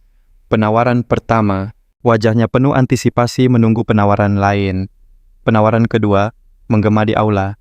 Saat itu, Luan menahan napas. Pertaruhan ini semakin panas. Ketiga kalinya, pekik juru lelang. Sang putri duyung menunduk pasrah nasibnya kini di ujung tanduk. Gedebuk palu lelang menghantam meja dengan suara keras. Terjual, sang juru lelang berteriak lagi. Dengan itu, sang putri duyung resmi menjadi milik Ciu. Ciu pun langsung ambruk ke sofa dengan dramatis. Tabletnya terlepas dari genggaman. Dia menghela napas lega. Misi selesai. Setidaknya itulah yang ia kira. Si rambut merah menyeringai puas. Bisa dibilang misi penyelamatan putri duyung berhasil, katanya. Luan mengangguk setuju. Namun perayaan mereka tiba-tiba terhenti oleh ledakan dahsyat yang mengguncang seluruh aula. Dari balik kaca balkon, VIP yang hancur mereka bertiga menatap ngeri. Garis miring, apa-apaan ini, teriak Ciu tak percaya. Di tengah kepulan asap dan puing jeritan panik menggema. Garis miring, tolong siapapun tolong. Tiba-tiba tentakel ungu raksasa muncul garis miring. Disusul mulut bertaring yang mengerikan. Seekor monster telah mengacaukan segalanya. Sang juru lelang yang malang terbelit tentakel monster itu. Wajahnya pucat pasi. Siapapun, tolong aku. Monster raksasa bermata satu itu mencengkeram juru lelang. Garis miring. Sementara di layar alarm invasi monster berbunyi nyaring. Makhluk itu menjulang tinggi menebar teror di antara kerumunan. Mulutnya terbuka lebar, siap melahap segalanya. Dan di tengah kekacauan itu, sang putri duyung masih terperangkap di dalam tangkinya. Wajahnya dipenuhi ketakutan. Melihat itu Ciu dengan sigap berkata, Luan selamatkan para tamu dulu. Baik, jawab Luan tegas. Brak kaca balkon VIP, pecah berkeping-keping saat mereka melompat keluar. Ciu Luan dan si rambut merah melompat dari reruntuhan garis miring. 3 pahlawan siap beraksi. Tapi di udara wajah Ciu justru pucat pasi. Ternyata pahlawan kita takut ketinggian. Si rambut merah dengan sigap menyambar tangannya. Kau takut ketinggian ya, ejeknya. Mereka pun mendarat dengan selamat, meski sedikit panik. Menghadapi monster raksasa itu, Luan maju tanpa gentar. Garis miring, aku akan menahannya. Lalu ia menoleh pada Ciu. Kau selamatkan putri duyung itu. Tekad Ciu kembali membar. Baik kau juga hati-hati. Luan langsung maju, mengayunkan kapak raksasa bercahayanya ke arah monster. Si rambut merah yang praktis menoleh. Ayo cepat. Ciu segera mengangguk. Setibanya di tangki, ia menenangkan sang putri duyung. Tenanglah, aku di sini. Si rambut merah sudah siap dengan pedangnya. Mundur Ciu, garis miring, aku akan hancurkan kaca ini. Dengan satu teriakan keras pedangnya berkelebat garis miring. Terang tangki itu, pecah air menyembur kemana-mana. Akhirnya sang putri duyung bebas dari kurungannya. Ciu segera menggendongnya. Si rambut merah berkata, bawa dia pergi, aku bantu Luan. Tiba-tiba sebuah tentakel ungu menyambar ke arah mereka. Si rambut merah melesat maju garis miring, Dengan gesit ia menangkis serangan itu dengan tebasan pedangnya. Matanya menyala buas. "Pergi sekarang," teriaknya mendesak Ciu untuk segera kabur. Luan dan si rambut merah kini bertarung bersama garis miring. Serangan gabungan mereka menghantam sang monster dengan kekuatan penuh. Dua dinamis itu meliuk-liuk menghindari sapuan tentakel. Garis miring gerakan mereka cepat, lincah, dan penuh perhitungan. Serangan pamungkas mereka tepat sasaran garis miring, menciptakan ledakan dahsyat pada tubuh sang monster. Ciu mengamati dengan waspada. Situasi semakin berbahaya. Garis miring monster itu menggeram marah. Terdengar suara berat menggema, "Ki, kau telah mengutukku." Ciu tertegun tak percaya. Monster itu kini menatap lurus ke arahnya dan sang putri duyung. Sambil memeluk sang putri duyung, Ciu menatap monster itu. Napasnya tertahan melihat situasi yang genting. Mengerikan. Tiba-tiba mereka terhempas. Dalam keputusasaan Ciu berpikir, apakah tidak ada jalan lain model? Di udara mereka berputar tak terkendali. Ciu mendekap erat. Sang putri duyung berusaha lari dari mimpi buruk ini. Setelah pendaratan yang keras, Ciu menatap cemas pada putri duyung yang terkulai lemas. "Hei, apa kau baik-baik saja?" Ciu memeriksanya, namun ternyata dia hanya syok berat. Matanya berputar kosong dengan lidah yang terjulur. Tiba-tiba kesadarannya kembali dalam sebuah jeritan pilu. Ketakutan yang luar biasa. Ciu hanya bisa tertegun kaget melihat air mata membanjiri pipinya. Matanya membelalak dipenuhi teror dan kepedihan yang mendalam. Ciu berusaha menenangkannya. "Hei, jangan menangis." Sambil memegang sebuah alat aneh, sang putri duyung merintih. "Aku tidak akan..." Namun alat di tangannya mulai bersinar terang, membuatnya kembali menjerit ketakutan. Sebuah energi dahsyat mulai terkumpul, lalu ledakan cahaya biru yang menyilaukan meledak dan menyelimuti tubuhnya. Dari dalam cahaya itu, muncul sesosok merman perkasa, bukan lagi putri duyung yang rapuh. Aura air yang kuat memancar darinya. Wujud baru itu kini melayang di udara siap menantang monster ungu raksasa yang telah meneror mereka. Seketika Ciu terlempar ke sebuah dimensi air yang aneh. Sang putri duyung bertanya, "Di mana ini? Apakah ini dunia dari matamu?" Di sini, sang putri duyung kembali ke wujud aslinya. Wajahnya tampak begitu bingung dengan air mata yang menggenang. Di dalam alam kesadaran bersama mereka, Ciu mulai menyadari sesuatu yang luar biasa. "Mungkinkah kita telah bersatu?" Sambil memegang tangannya, sang putri duyung menjelaskan, "Ini pasti kemampuanmu. Apapun itu, kita harus kembali dan mengalahkan monster itu." Dengan tatapan mantap, dia menutup matanya dan berkata, "Aku akan coba kembali ke dunia nyata." Wujud merman perkasa itu akhirnya sempurna. Terdengar suara putri duyung dari dalam jiwa mereka, "Kita kembali. Dan ya, inilah kekuatanku." Sang merman gabungan jiwa Ciu dan putri duyung berkata, "Kita selesaikan monster itu dulu. Kita telah menyatu, dan hanya bisa terpisah setelah monster itu berhasil dikalahkan." Sambil menyalurkan energi biru yang berderak hebat, sang merman memperingatkan, jangan pernah menangis lagi saat sedang bertarung. Sang merman perkasa berdiri tegap siap berhadapan langsung dengan monster ungu bermata banyak yang mengerikan itu. Gabungan dua jiwa itu melancarkan tebasan dahsyat ke arah monster raksasa. Namun matanya terbelalak kaget. Serangan pertamanya bahkan nyaris tak meninggalkan goresan sedikit pun. Tak gentar, ia memanggil pusaran energi biru, menciptakan serangan yang lebih kuat dengan pedang airnya. Pedang itu menghantam target dengan ledakan yang memekakan telinga. Akan tetapi, kulit monster itu tetap tak tertembus. "Aku tidak bisa menembus pertahanannya." Serunya menyadari betapa luar biasa kuatnya musuh berwarna ungu di hadapan mereka. Di dalam pikiran mereka, sang putri duyung bertanya dengan polos, "Kalau kita menyatu, apa kita akan punya bayi?" Lewat wujud gabungan mereka, Ciu tergagap tak percaya. Tunggu, bukan begitu cara kerjanya. Karena gangguan internal itu wujud, merman mereka terhantam telak oleh tentakel raksasa. "Suamiku, kau baik-baik saja?" Suara putri duyung menjerit dari dalam. Kecemasannya menggema dalam jiwa mereka saat sang merman bangkit dari puing-puing. Meski babak belur tatapannya penuh perlawanan, dia belum akan menyerah. Tanpa rasa takut, kekuatan air yang baru kembali berderak di sekitar mereka. Ronde kedua akan segera dimulai. Gelombang pemulihan menyelimuti tubuhnya, menyembuhkan luka dan menguatkan kembali semangat mereka berdua. Di dalam benak mereka, panggilan suami yang polos itu membuat Ciu kehilangan kata-kata. "Oh, panggil saja aku Ciu." Saat sang putri duyung menangis meminta maaf atas kesalahpahaman itu, ia berbisik pilu, "Ini semua salahku. Akulah penyebabnya." Ia dianggap sebagai pembawa sial. Sebuah kilas balik yang menyakitkan muncul di mana putri duyung kecil dicap sebagai pertanda bencana dan disalahkan atas takdir orang tuanya. Itu tidak benar, isaknya dalam kepedihan. Tapi tak ada yang mendengar. Komunitasnya membuang dirinya meninggalkannya sendirian dan hancur. Dengan berlinang air mata ia bertanya, mungkinkah ini semua memang salahku?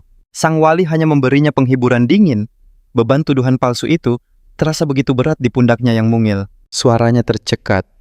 Maaf, seandainya bukan karena aku, kembali ke masa kini di dalam kesadaran bersama mereka. Ciu dengan lembut menyeka air matanya. Sebuah janji tanpa kata untuk menulis ulang takdirnya yang tragis. Di dalam pikiran mereka, Ciu berkata dengan tegas, "Kenapa menangis lagi? Itu bukan salahmu. Kamu juga korban di sini." Ia mengangkat dagunya dengan lembut. "Baiklah, ayo kita kembali." Senyum percaya diri terukir di wajah Ciu saat ia menyatakan monster ini. Kita bisa mengatasinya dengan mudah. Kembali di dunia nyata wujud Merman, gabungan mereka berdiri dengan gagah perkasa. Lihat saja, saat energi biru berkobar hebat di sekelilingnya, sang Merman perkasa langsung melesat maju. Bagaikan kilat dipenuhi kekuatan air dan amarah yang benar.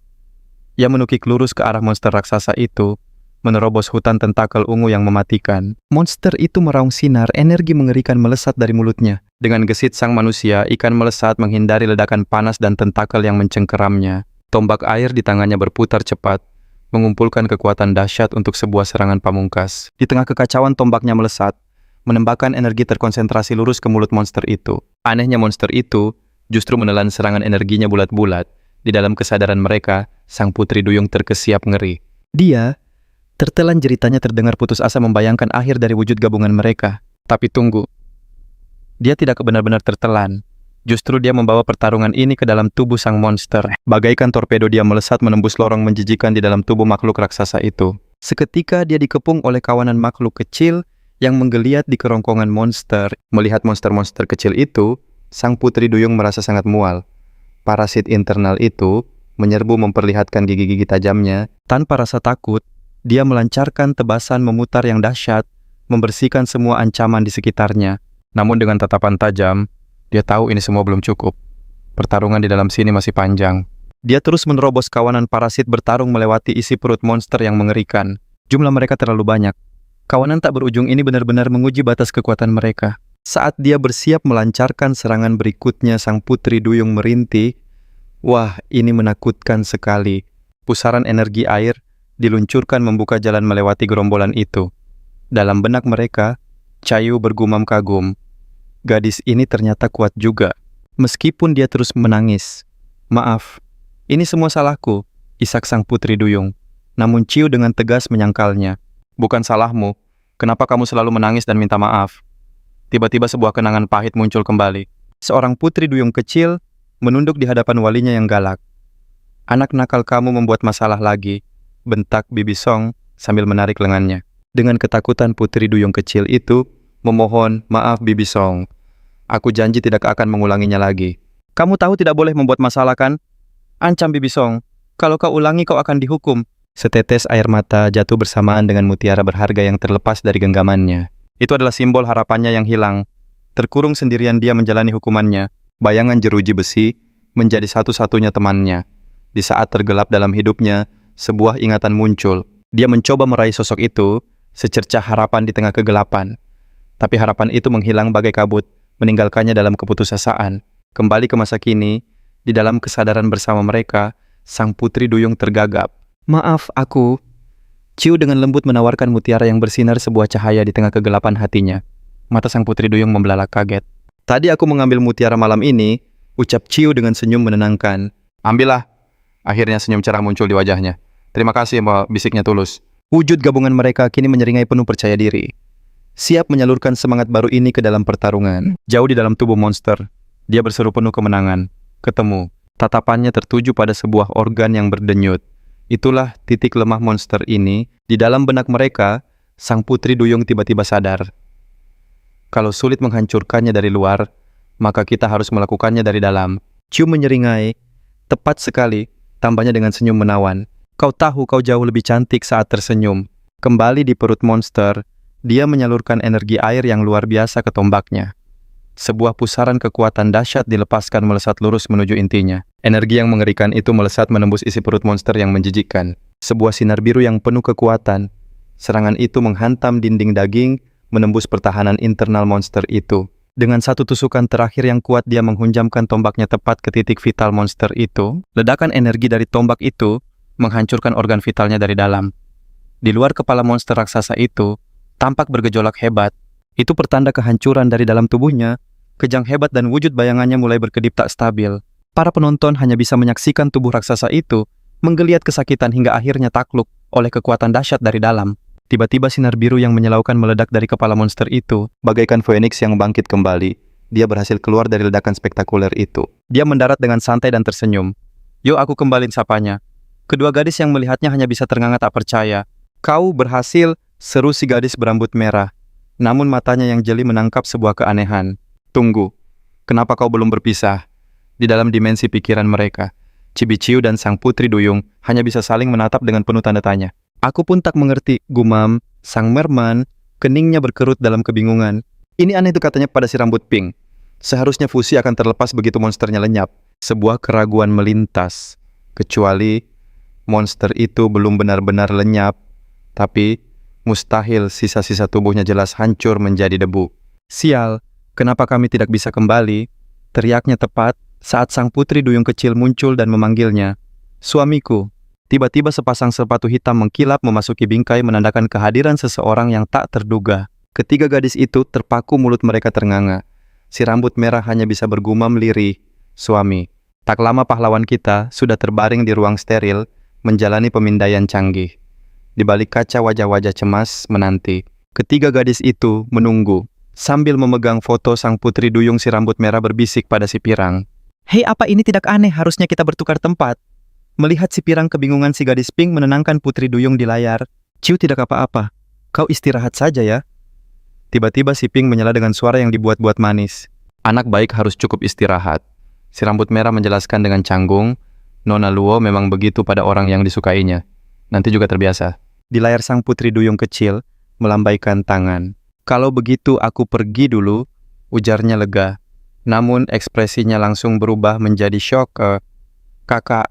Pandangannya menembus layar tertuju pada sang merman di ruang steril yang tiba-tiba meneteskan air mata. "Apa yang terjadi?" Si rambut merah panik dan menekan tombol intercom. Namun si pirang dengan tenang memberi izin. "Masuklah." Ekspresinya sulit ditebak. Seorang dokter menghampiri Nona Jong. "Setelah serangkaian pemeriksaan kami sampai pada satu kesimpulan." Dokter menunjuk sang merman yang masih dalam wujud fusi. "Tuan Ciu hanyalah manusia biasa. Kami tidak mendeteksi jejak putri duyung sama sekali," lanjut dokter itu. Dengan aura penuh wibawa, Nona Jong memotongnya. "Aku mengerti. Kau boleh pergi." Ia lalu berbalik menatap sang merman dengan tajam. "Kau menangis karena putri duyung itu kan?" Air mata masih mengalir saat ia mengaku, "Aku tidak tahu kenapa. Tapi saat dia mulai menangis, aku juga ikut menangis." Tiba-tiba kita kembali ditarik ke dimensi pikiran mereka. Ciu dan sang putri duyung melayang di ruang biru yang hening. Sambil menggaruk kepala, Ciu tampak sangat bingung. "Apa yang terjadi? Bukankah tadi aku sedang bicara dengan mereka?" Sang putri duyung berbisik sementara setetes air mata jatuh di pipinya. "Maafkan aku, di sini kenangan masa lalu selalu kembali." Ciu menatapnya dengan lembut. "Jangan khawatir, aku pasti akan menemukan cara untuk memisahkan kita. Jadi tolong kembalikan aku." Kembali di ruang steril, sang merman mulai menjelaskan. "Terkadang setelah fusi dia menarikku ke dimensi misterius itu. Aku bisa melihatnya tapi waktu seakan berhenti dan aku tak bisa bertahan lama." "Jadi itu salah satu kemampuannya," gumam Nona Jong tampak tertarik. Sambil terus menangis, sang merman mengangguk ragu. "Mungkin saja," sahut si rambut merah sambil menyeringai. Putri duyung dengan kekuatan anehnya bukan begitu. Saat pemindai masih bekerja, ia bertanya-tanya, atau fusi ini sudah terlalu dalam? Nona Jong layaknya seorang peneliti menjelaskan, putri duyung adalah sebuah kemunduran evolusi. Kemampuan spesial seperti itu adalah hal biasa di lanjutnya. Bahkan pengguna rune terkuat pun menunjukkan sifat kehewanan saat bertarung. "Kau tahu itu kan?" Nona Jong lalu teringat. Fusi antara Ciu dan putri duyung itu menunjukkan ikatan yang kompleks. Mata si rambut merah berbinar. "Jadi, gen purba putri duyung itulah yang menghalangi mereka untuk berpisah." Nona Jong mengangguk. Si rambut merah berseru girang. "Berarti kalau kita membawa Lanyuan kembali, mereka bisa terpisah di layar." Di sisi lain, sang putri duyung sedang menenangkan seseorang. "Jangan cemaskan kakakmu. Istirahatlah." Sang merman masih menatap dengan emosional saat putri duyung di layar menambahkan dengan manis, "Kakak makan yang banyak ya, sampai jumpa." Di tempat lain, seorang gadis berseragam sekolah tertunduk lesu di depan tabletnya. Air mata menggenang di pelupuk matanya. "Aku hanya menjadi beban untuk kakak. Aku tak bisa membantunya sama sekali. Tiba-tiba sesosok peri kecil bersayap muncul. Ia menyodorkan sapu tangan dan dengan lembut menyeka air matanya. Kakak pasti akan lebih bahagia tanpaku kan? Rintihnya sedih. Adegan pun beralih ke kota yang ramai dan cerah sangat kontras dengan kesedihannya. Di tengah keramaian si rambut merah berjalan di samping sang merman yang masih menangis terseduh-seduh. Orang-orang di sekitar mulai berbisik mengira ia korban kekerasan. Kasihan sekali pemuda itu. Wanita seperti itu takkan laku. Sambil tersenyum, di antara air matanya sang merman menggoda si rambut merah. Dengar itu kau menyiksaku. Ia melanjutkan tangisan dramatisnya. Ini namanya kekerasan dalam rumah tangga tahu. Si rambut merah panik. Ini tidak adil. Kenapa mereka berdua tiba-tiba menyuruh kita mengantar Lanyuan? Nona Jong berambut pirang tersenyum kaku. Keluarga Jong ada urusan mendadak. Dali Pingloran memberikan alasan yang sama. Aku juga harus pergi. Temanku tiba-tiba berseru. Si Duyung menatap gadis berambut merah menyadari ada yang tidak beres. Gadis itu mengangguk setuju. Benar sepertinya mereka sedang kabur dari sesuatu. Tiba-tiba sebuah mobil hitam legam berhenti tepat di sisi mereka, auranya langsung menyita perhatian. Karpet merah tergelar dari mobil, mengarah pada dua sosok yang kebingungan itu. Seorang pria tua gagah berambut perak melangkah turun dengan penuh wibawa. Pria itu mendekati si Duyung memegang bahunya dan memajukan wajahnya dengan suara kecupan yang aneh. Wajah pria tua itu mengerucut, bibirnya mengarah lurus ke bibir si Duyung. Urat di kepalan tangan Ciu menonjol. Dasar kakek mesum. Ciu meludah jijik sama sekali tidak suka dengan sapaan aneh itu. Ia mendorong pria itu menjauh sambil berteriak, "Jangan macam-macam." Lalu sebuah kata mengejutkan meluncur dari bibirnya. Ayah. Matanya berkilat tajam. Ciu langsung membekap mulutnya sendiri kaget dengan ucapannya barusan. Seketika mata keduanya berkaca-kaca. Pria tua itu ikut terisak dalam reuni ayah dan anak yang sangat canggung. Pria berambut perak itu menangis dengan dramatis. Jadi dia seorang gadis, benar-benar plot twist yang membingungkan. Si Duyung hanya bisa tergagap. Jadi kau ayahnya Lanuan? Pertanyaan itu dijawab dengan anggukan dan isak tangis. Panggil saja Paman Lan. Pria itu tersenyum lebar dan mencoba memeluk, namun Ciu dengan lincah menghindar. Kekhawatiran muncul di wajahnya. Lan Yuan, tenanglah. Nona Jong sudah menceritakan segalanya. Kita bicarakan ini setibanya di rumah. Mereka pun tiba di sebuah kediaman yang megah. Di dalam Ciu yang masih berwujud Duyung langsung menuntut penjelasan. Jadi bagaimana bisa Lan diculik? Sosok Lanuan muncul dengan malu-malu mengaku kalau ia kabur dari rumah dan tidak sengaja mabuk. Ciu hanya bisa menatapnya dengan ekspresi datar sama sekali tidak terkesan. Ia lalu beralih pada Paman Lan. Ujian kuno apa yang bisa memisahkan kami? Paman Lan menjelaskan bahwa ujian itu adalah kuncinya. Jika Lan Yuan lulus, ia bisa mengendalikan kekuatannya dan fusi mereka bisa dilepaskan. Ciu menggerutu kesal. Terdengar seperti kode curang. Tapi sudahlah, tak ada pilihan lain. Paman Lan menaruh seluruh harapannya pada Ciu. Aku serahkan padamu. Mereka kini berdiri di depan sebuah portal berputar yang menyeramkan. Ini adalah ujian Meruroke dari Raja Hantu, jelas Paman Lan. Cukup sentuh untuk masuk. Ciu ragu? Mungkin kita perlu persiapan. Tapi Paman Lan bersikeras. Tidak perlu. Aku akan menunggumu di sini. Dengan tarikan napas dalam Cayu, menyentuh portal itu, siap menghadapi apapun yang menantinya. Sementara itu si rambut merah menatap Paman Lan yang masih terharu. Jadi Anda benar-benar ayah Lanuan ya? Terjun ke dalam dimensi air yang kelam, Ciu bertanya pada Lanuan. Ujian ini benar-benar mengerikan. Lanuan mengaku tak pernah berani mencobanya. Ciu mendesak. Apa saja yang kau ketahui tentang ujian ini? Lan Yuan berbisik, katanya ada 3 tahapan. Ciu melayang di tengah jurang air yang gelap. Tiba-tiba cahaya api yang dahsyat memancar dari dasar jurang. Seketika air di sekelilingnya seolah terbakar meledak menjadi badai api. Matanya terbelalak kaget saat hawa panas menerpanya. Tahap pertama menguji kekuatan apinya. Ledakan dahsyat dari bawah melontarkannya jauh ke atas. Nyaris saja, ia lolos dari jilatan api. Ujian pertama adalah ketahanan fisik. Napas Ciu sudah mulai terengah-engah. Belum sempat ia beristirahat, sebuah kapak raksasa berkilau menebas ke arahnya seolah ingin membelahnya menjadi 2. Mata Ciu terbelalak saat ia menyadari sifat asli dari ujian ini. Ia menghindar gesit saat kapak raksasa itu menghantam dasar laut. Hujan kapak lainnya mulai berjatuhan. Namun didorong oleh kekuatan misterius, Ciu terus meliuk lincah menghindari setiap serangan maut. Panas api menyambar kakinya. Ciu terus terlempar oleh ledakan dalam tarian bertahan hidup yang kacau. Ujian ini benar-benar mendorong kelincahannya hingga batas maksimal. Dengan senyum miring, Ciu menyeringai. Cuman ujian fisik ini sih mainan anak kecil. Bahkan dalam situasi genting, ia tetap menyempatkan diri untuk bersikap angkuh. Tangan Lanuan tiba-tiba muncul meraih lengannya sambil memuji. Suam, kau hebat sekali. Kini dalam wujud manusia, pipi Ciu memerah mendengar pujian Lanuan. Tiba-tiba air di sekeliling mereka meledak menjadi pusaran ganas. Chiu terperangkap di tengah pusaran energi air yang berputar liar di sekelilingnya. Air mulai menggumpal membentuk sesuatu untuk tantangan berikutnya. Senyum tipis terukir di bibir Chiu. Mungkinkah ujian kedua adalah melawan diriku sendiri? Di hadapannya sesosok klon air yang identik dengannya terbentuk bersiap untuk bertarung. Kembaran airnya itu menatap serius menciptakan sebuah cambuk air yang panjang. Chiu hanya melipat tangannya dengan percaya diri. Ini baru menarik. Tanpa basa-basi klon air itu langsung melesat maju melancarkan serangan beruntun yang cepat. Namun Chiu tak bergeming. Ia menepis serangan air itu dengan mudah. Menatap duplikatnya dengan sebelah alis terangkat. Terdengar nada meremehkan.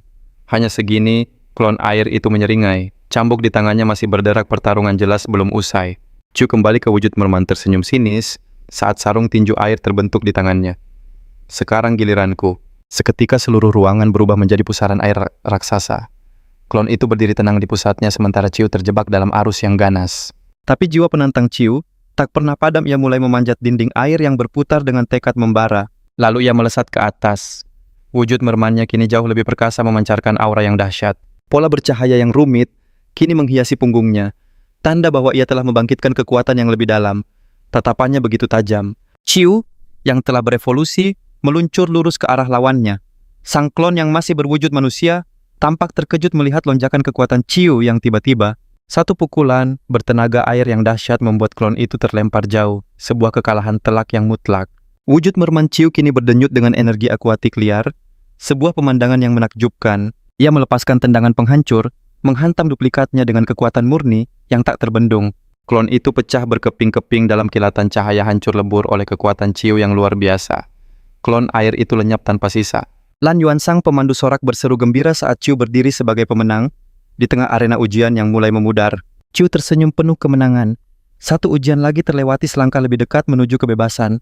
Tiba-tiba Lan Yuan terkesiap saat menyadari dirinya kembali ke wujud fisik, sebuah kejutan yang tak terduga. Chiu dengan lembut menyentuh pipinya dan berkata, "Meskipun kita masih menyatu kini, aku bisa menyentuhmu."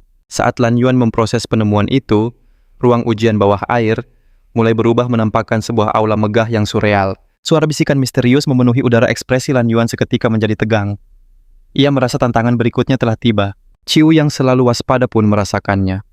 Melihat Lan Yuan begitu tertekan, Chiu bertanya lembut, "Ada apa?" Bu." Tanpa kata Lan Yuan langsung memeluknya erat. Ia sadar ilusi ini adalah fragmen kenangan masa kecilnya. Dengan suara bergetar, ia bertanya, "Apa kau benar-benar di sini, atau ini hanya karena aku sedang ketakutan?" Chiu mengamati sekelilingnya dengan tenang. Suasananya tampak damai. Saat Lan Yuan mulai terisak terperangkap dalam masa lalunya, Chiu menarik kesimpulan. Ini pasti ujian ketiga. Aula ilusi itu perlahan memadat menjadi sebuah ruang dansa yang luas dan kosong. Panggung bagi sebuah kenangan pahit pun terbuka. Lan Yuan kecil tampak menangis sambil meminta maaf pada Bibi Zhang yang berwajah kaku. Bibi Zhang bertanya dengan dingin, "Apa kau sudah mengerti kesalahanmu?" Senyum Bibi Zhang sama sekali tak menenangkan saat ia mendesak lagi. "Kesalahan apa yang sudah kamu perbuat?" Dengan gemetar Lan Yuan kecil terbata-bata. Aku tidak seharusnya. Ia tak sanggup menyelesaikan kalimatnya. Kamera menyorot dekat memperlihatkan kilatan aneh di mata Bibi Zhang yang begitu mengganggu. Ketenangan Bibi Zhang tiba-tiba sirna. Ia menarik Lan Yuan kecil dengan kasar dan berteriak, "Tidak seharusnya meminta pengasuh tambahan. Apa aku saja tidak cukup untukmu?" Mata Bibi Zhang berkilat dengan obsesi yang mengerikan. "Hanya aku yang tulus menyayangimu, Yuan-Yuan kecilku yang manis." Suaranya mendadak berubah lembut sambil mengelus wajah Lan Yuan kecil. "Hari ini mau makan apa?" Sementara anak itu gemetar ketakutan, Bibi Zhang tetap tersenyum manis. "Anak-anak harus banyak makan sayur, jadi aku akan masak sayur saja ya." Ia sama sekali tak peduli pada ketakutan di mata Lan Yuan. Lan Yuan yang sekarang menyaksikan adegan itu berbisik. Meski hanya ilusi kenangan ini tetap terasa menyakitkan. Tiba-tiba ilusi Bibi Zhang berbalik dengan wajah penuh amarah. "Siapa di sana?" Chiu berdiri tegak melindungi Lan Yuan dari kenangan itu. Senyum mengerikan terkembang di wajah Bibi Zhang saat melihat gangguan tak terduga ini. Senyum itu lalu meledak menjadi tawa gila yang menggema. Tawa itu memenuhi seluruh ruang kenangan. Ia menunjuk Lan Yuan kecil yang gemetar ketakutan. Apa yang anak kecil ini tahu? Sosok Bibi Zhang mulai berubah berderak oleh energi ungu gelap yang jahat. Ilusi itu mulai goyah. Sosok Bibi Zhang meledak membentangkan sepasang sayap bayangan raksasa yang dialiri energi ungu. Transformasinya semakin mengerikan. Saat sepasang sayap lain muncul berdenyut dengan kekuatan jahat. Ia telah menjadi monster bersayap yang menakutkan. Wajah manusianya menyeringai beringas dengan cakar yang terhunus tajam. Lan Yuan menatap ngeri saat monster dari penyiksa masa kecilnya itu terwujud sempurna. Monster Bibi Jang langsung melepaskan rentetan proyektil bayangan ke arah Ciu. Ciu tetap tenang. Ia memusatkan bola energi air di telapak tangannya. Pilar-pilar air raksasa muncul di sekelilingnya siap menahan serangan. Monster Bibi Jang menjerit, "Kenapa kau menolakku? Hanya aku yang benar-benar mencintaimu." Dengan suara bergetar, Lan Yuan menemukan keberaniannya. Tangannya terkepal erat. Itu bukanlah cinta. Bayangan kelam masa lalu kembali menghantui. Sosok Bibi Jang menyeretnya membisikkan kata kendali yang dulu ia kira adalah kebenaran. Dengan lantang Lan Yuan berteriak kungkungan dan manipulasi bukanlah wujud cinta dirinya yang lemah di masa lalu menjadi saksi bisu. Ia menatap monster itu tanpa gentar. "Aku punya banyak orang yang tulus menyayangiku." Ciu sang pengamat sedikit terkejut. Tiba-tiba, Lan Yuan yang wajahnya merona menarik tangannya dan dengan bangga berseru, "Contohnya pria ini, dia suamiku." Seketika Ciu membeku. Di saat yang sama, mata sang monster berkilat merah menyala. Aura amarah yang pekat terpancar monster itu menggeram. "Beraninya kau menyentuh Lan Yuanku. Akan kuhabisi kau." Lan Yuan hendak bicara namun sebuah kekuatan dahsyat lebih dulu menghantam monster itu hingga terlempar jauh. Sosok bersayap itu melayang tak berdaya. Sebuah serangan tak kasat mata Ciu kini berdiri tegap siap bertarung. Elemen air berputar di sekelilingnya. Ternyata dialah sumber kekuatan itu. Sang monster terperangkap dalam pusaran air Ciu. Dengan nada dingin monster itu mendesis soal Putri Duyung dan kendali air lewat emosi. Geramannya terdengar mengerikan. Mata merahnya menyala penuh amarah murni. Terjebak dalam pusaran air, ia meronta. Namun Ciu hanya menatap dingin dengan senyum tipis. "Kau tahu air juga bisa memotong," bisik Ciu. Saat lawannya tumbang sosok Bibi Jang, dengan aura gelap menatapnya penuh benci, amarahnya kian menjadi. Ciu menatap Lan Yuan dengan tajam seolah menantangnya untuk berhenti bergantung pada orang lain. "Lampaui amarahmu? Bukankah itu yang seharusnya kau lakukan?" Lan Yuan tertegun, lalu ragu-ragu bertanya, "Apa aku boleh marah?" Ciu tersenyum hangat. "Tentu saja." Kata-kata itu seolah memberinya izin untuk meluapkan segalanya. Mata Lan Yuan menajam. Percikan tekad berkobar di dalamnya. Sebuah simbol ikan bercahaya muncul di kedua matanya. Gelombang kekuatan baru bangkit dari dalam dirinya. Saat sang monster menerjang Lan Yuan menyambutnya tanpa rasa takut. Tangannya bersinar penuh energi. Lan Yuan melepaskan pusaran energi murni, bertekad menghapus mimpi buruk masa lalunya untuk selamanya. Monster itu terpental jauh, energi gelapnya tak berdaya di hadapan kekuatan Lan Yuan yang telah bangkit. Terdengar jeritan terakhir yang pilu. Ilusi Bibi Jang akhirnya musnah. Dengan ini, ujian telah berakhir. Lan Yuan menoleh pada Ciu, menemukan ketenangan di sisinya. Sosok bayangan itu hancur berkeping-keping. Kenangan pahit itu akhirnya sirna. Dalam wujud Putri Duyung yang bersinar, Lan Yuan melayang tenang ditopang lembut oleh Ciu. Ekornya yang berkilauan perlahan sirna dalam cahaya biru, kembali berubah saja menjadi sepasang kaki manusia. Kembali menjadi manusia seutuhnya. Lan Yuan sempat terhuyung. Namun Ciu dengan sigap menangkapnya. "Ciu!"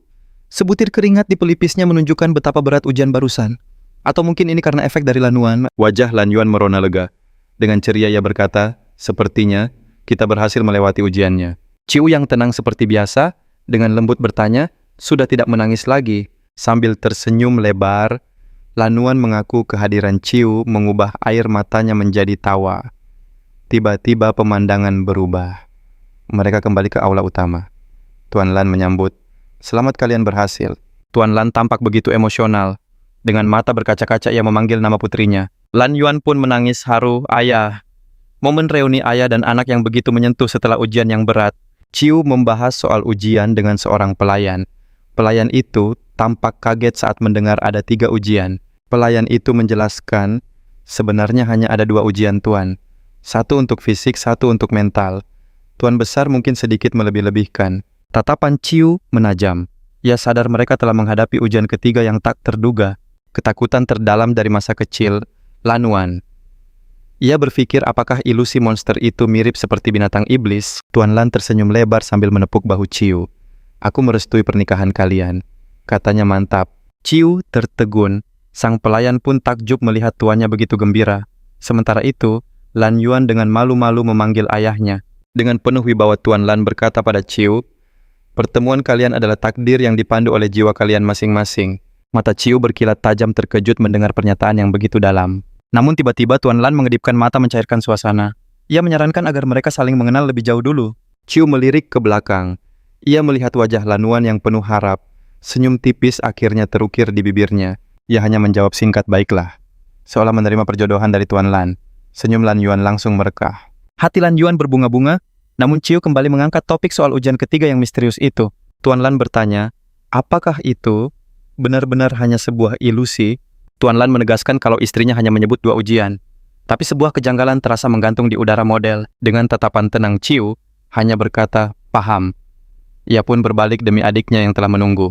Chiu dengan sopan memberitahu Tuan Lan bahwa kondisi sang adik sedang tidak baik. Ia meyakinkan bahwa keluarga Zhang tengah merawatnya dan berjanji akan kembali. Dengan itu Chiu melangkah pergi. Di belakangnya Tuan Lan dan Lan Yuan yang bersinar, melambaikan tangan menyambut kedatangannya kembali. Namun di dalam mobil benak Chiu berkecamuk. Mungkinkah lelang Lan Yuan hanyalah sebuah kebetulan? Ia curiga ada benang merah antara putri duyung itu dengan rahasia terpendam keluarga Lan. Dan yang lebih aneh, gerbang ujiannya justru berada di kediaman Lan Yuan. Misteri ini semakin pekat. Ujian ketiga.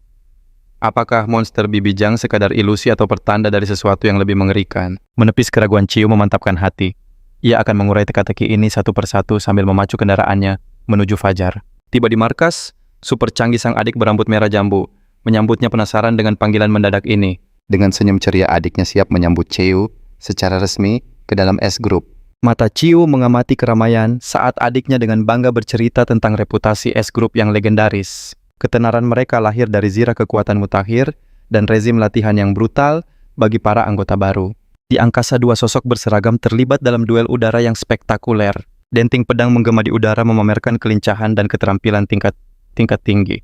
Lihat, kata adiknya bangga. Perisai pelindung memastikan kita aman dari pertarungan sengit mereka. Tiba-tiba seorang wanita berambut hijau toska menginterupsi. Kedatangan Direktur Luo menghentikan sesi latihan itu. Kedua petarung mendarat dengan anggun. Latihan hari ini berakhir, sang petarung wanita berdiri tegap. Sebuah emblem berkilau di dadanya menyeratkan sumber kekuatan misterius miliknya. Direktur Luo yang memesona menyapa petarung pria itu sebelum menatap Chiu. Halo tampan, sapanya. Chiu hanya membalas datar, halo. Ekspresinya tetap dingin tak terbaca. Saat petarung perak itu masuk ke ruangan bercahaya, tatapan Chiu tertuju pada teknologi di dalamnya. Seorang staf dengan hormat bertanya, Tuan Chiu, Anda ingin mencobanya? Chiu tampak ragu. Namun Direktur Luo dengan ramah menenangkannya, tenang saja, alat ini sangat mudah digunakan. Senyum tipis yang penuh percaya diri terukir di wajah Chiu. Baiklah, akan kucoba. Chiu melangkah mantap ke atas platform. Lalu apa yang harus kulakukan? Tapi sebelum jawaban datang, ia terlempar ke angkasa. Terkejut ia terjun bebas.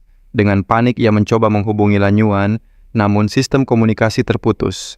Sial, sistem manuvernya tidak aktif. Apakah penerbangan paksa ini punya tujuan tertentu? Meluncur deras di atas pegunungan, ia terus mencoba mengaktifkan alat di dadanya. Namun hasilnya nihil. Tepat saat ia mendekati puncak gunung, ia mengira inilah tujuannya. Namun tiba-tiba sebuah bangunan kolosal yang futuristik muncul dari balik kabut. Chiu terbelalak. Tempat apa ini? Mengambang di hadapan kompleks raksasa itu, sebuah kesadaran menghantamnya. Ini adalah markas eksperimen rahasia. Sesaat kemudian Chiu sudah berada di dalam ruangan asing dikepung oleh penjaga bersenjata lengkap. Ini bukan sambutan hangat. Dengan tatapan tajam, ia menganalisis situasi. Rival S Group atau pengkhianat, sementara itu tangannya diborgol tanpa ia sadari. Seorang wanita berseragam penuh wibawa melangkah maju. Saya Direktur Fushe, katanya memperkenalkan rekannya Direktur Riset Liu Yun. Namun Chiu setenang biasanya langsung menembus basa-basi mereka. Bisa jelaskan kenapa aku dibawa kemari, Pak? Tanya Chiu. Dengan senyum misterius, Direktur Fushe menjawab, tentu saja, untuk membantumu. Direktur Fushe mengisyaratkan solusi untuk masalah penggabungan Chiu sambil menunjuk ke sebuah gerbang raksasa di hadapan mereka. Dikelilingi todongan senjata, Chiu sama sekali tidak gentar. Ia menerima tawaran itu dengan tenang. Tawaran yang menarik, ujarnya. Dalam hati ia berharap Lan Yuan bisa melacak lokasinya yang tersembunyi. Fushe akhirnya mengungkap tujuan mereka, markas rahasia S Group, untuk meningkatkan asensi pola. Asensi pola, gumam Chiu merekam istilah baru yang menarik itu dalam benaknya. Sebuah ilustrasi menjelaskan pola kekuatan seseorang tidaklah statis melainkan bisa ditingkatkan melalui latihan. Namun kenyataannya begitu kejam. Proses asensi pola ini memiliki tingkat kegagalan yang sangat tinggi. Bagi kebanyakan orang, kekuatan mereka sudah ditentukan sejak mereka terlahir ke dunia. Seketika Chiu sadar, mereka ingin mempelajari penggabungan miliknya sebagai jalan pintas. Senyum Direktur Fushe seolah membenarkan semua analisis tajamnya. Seperti yang diduga dari Tuan Chiu, tebakannya selalu jitu. Dengan tatapan dingin, Chiu langsung membaca situasi. Ini bukan riset resmi kan? Gertakannya telak mengenai sasaran. Kalau resmi, kenapa harus menculikku diam-diam? Direktur Liu Yun hanya terdiam 1000 bahasa tak bisa menyangkal. Chiu tersenyum sinis. Kalian pasti sudah bergerak untuk menekan Lanyuan benar. Sebuah kilas balik menunjukkan adiknya dalam bahaya. Saat aku menghilang di wilayahnya, semua pihak yang mengincarku akan memanfaatkan kesempatan emas ini. Fusu menepisnya, mengulur waktu tak ada gunanya Tuan Chiu. Seorang penjaga mendorongnya maju dengan kasar. Koridor mengerikan ini mengungkap hasil riset gila mereka. Sosok biru pucat terkurung dalam tabung bercahaya. Di sebelahnya seorang gadis kecil bertelinga kucing menatap kosong dari dalam kurungannya. Pemandangan yang menyesakkan. Tatapan Chiu menajam melihat deretan tabung berisi subjek tak terhitung jumlahnya. Galeri para korban. Anehnya gadis bertelinga kucing itu melambai riang sebuah ironi yang menyakitkan. Kepolosannya begitu kontras dengan penjara dingin ini. Apa aku bisa mendengar suaranya? Tanya Chiu. Pandangannya terkunci pada gadis kecil itu, sementara Fusu menjawab dengan nada merendahkan. Fusu mendengus. Produk gagal ini tak pantas menyita waktumu. Sebuah datapat disodorkan. Mata Chiu menyipit terpaku pada layar di mana gadis itu balas menatapnya. Suara penuh harap terdengar. Kakak memanggilku, matanya berbinar putus asa. Akhirnya kakak datang jemput aku. Air mata mulai berlinang. Perawatannya sakit sekali. Ya tidak, aku rindu ibu. Tiba-tiba matanya menyala merah, aura gelap meledak dahsyat di sekelilingnya. Aku mau pulang. Ekspresi Fusu sedingin es. Subjek DL006 menunjukkan reaksi berlebih. Sarankan untuk eliminasi. Melihat penderitaan gadis itu, Chayu refleks mencoba menenangkannya. Tenang kakak akan membawamu pulang. Seketika wajah gadis itu berseri, aura gelapnya pun perlahan mereda. Namun saat seberkas harapan baru saja menyala, sebuah percikan gelap tiba-tiba muncul di dadanya. Matanya terbelalak kaget. Seorang penjaga menurunkan senjatanya saat Fusu mengumumkan eliminasi selesai. Chiu menggapai dengan tak percaya. Cahaya di mata gadis kecil itu meredup sebelum tubuhnya lunglai di dalam tabung. Energinya lenyap seketika. Wajah Chiu mengeras karena amarah. Mata birunya menyala, rahangnya mengerat kuat. Kalian! Ia melesat bagai bayangan. Fusu hanya berkomentar dingin. Dia seharusnya merasa terhormat. Dengan tatapan fanatik, Fusu merentangkan tangannya. Mereka berkorban demi evolusi umat manusia. Chiu membalas dengan nada berbahaya. Bukankah pengorbanan itu harusnya sukarela? Fusu tersenyum meremehkan sambil menyentuh dagunya dengan angkuh. Mereka sudah menekan kontrak dan menerima kompensasi. Chiu mendesak. Bagaimana denganku? Aku juga menandatanganinya. Fusu tersenyum licik. Sebuah kelalaian kecil, tapi sayangku kau itu sangat spesial. Tatapannya tajam bagai predator. Jadi apa keinginanmu, wahai kunci yang unik? Namun Chiu bukanlah orang yang gegabah. Sebuah alat tersembunyi menyala di tangannya. Bilah energi biru muncul seketika. Dalam sekejap situasi berbalik.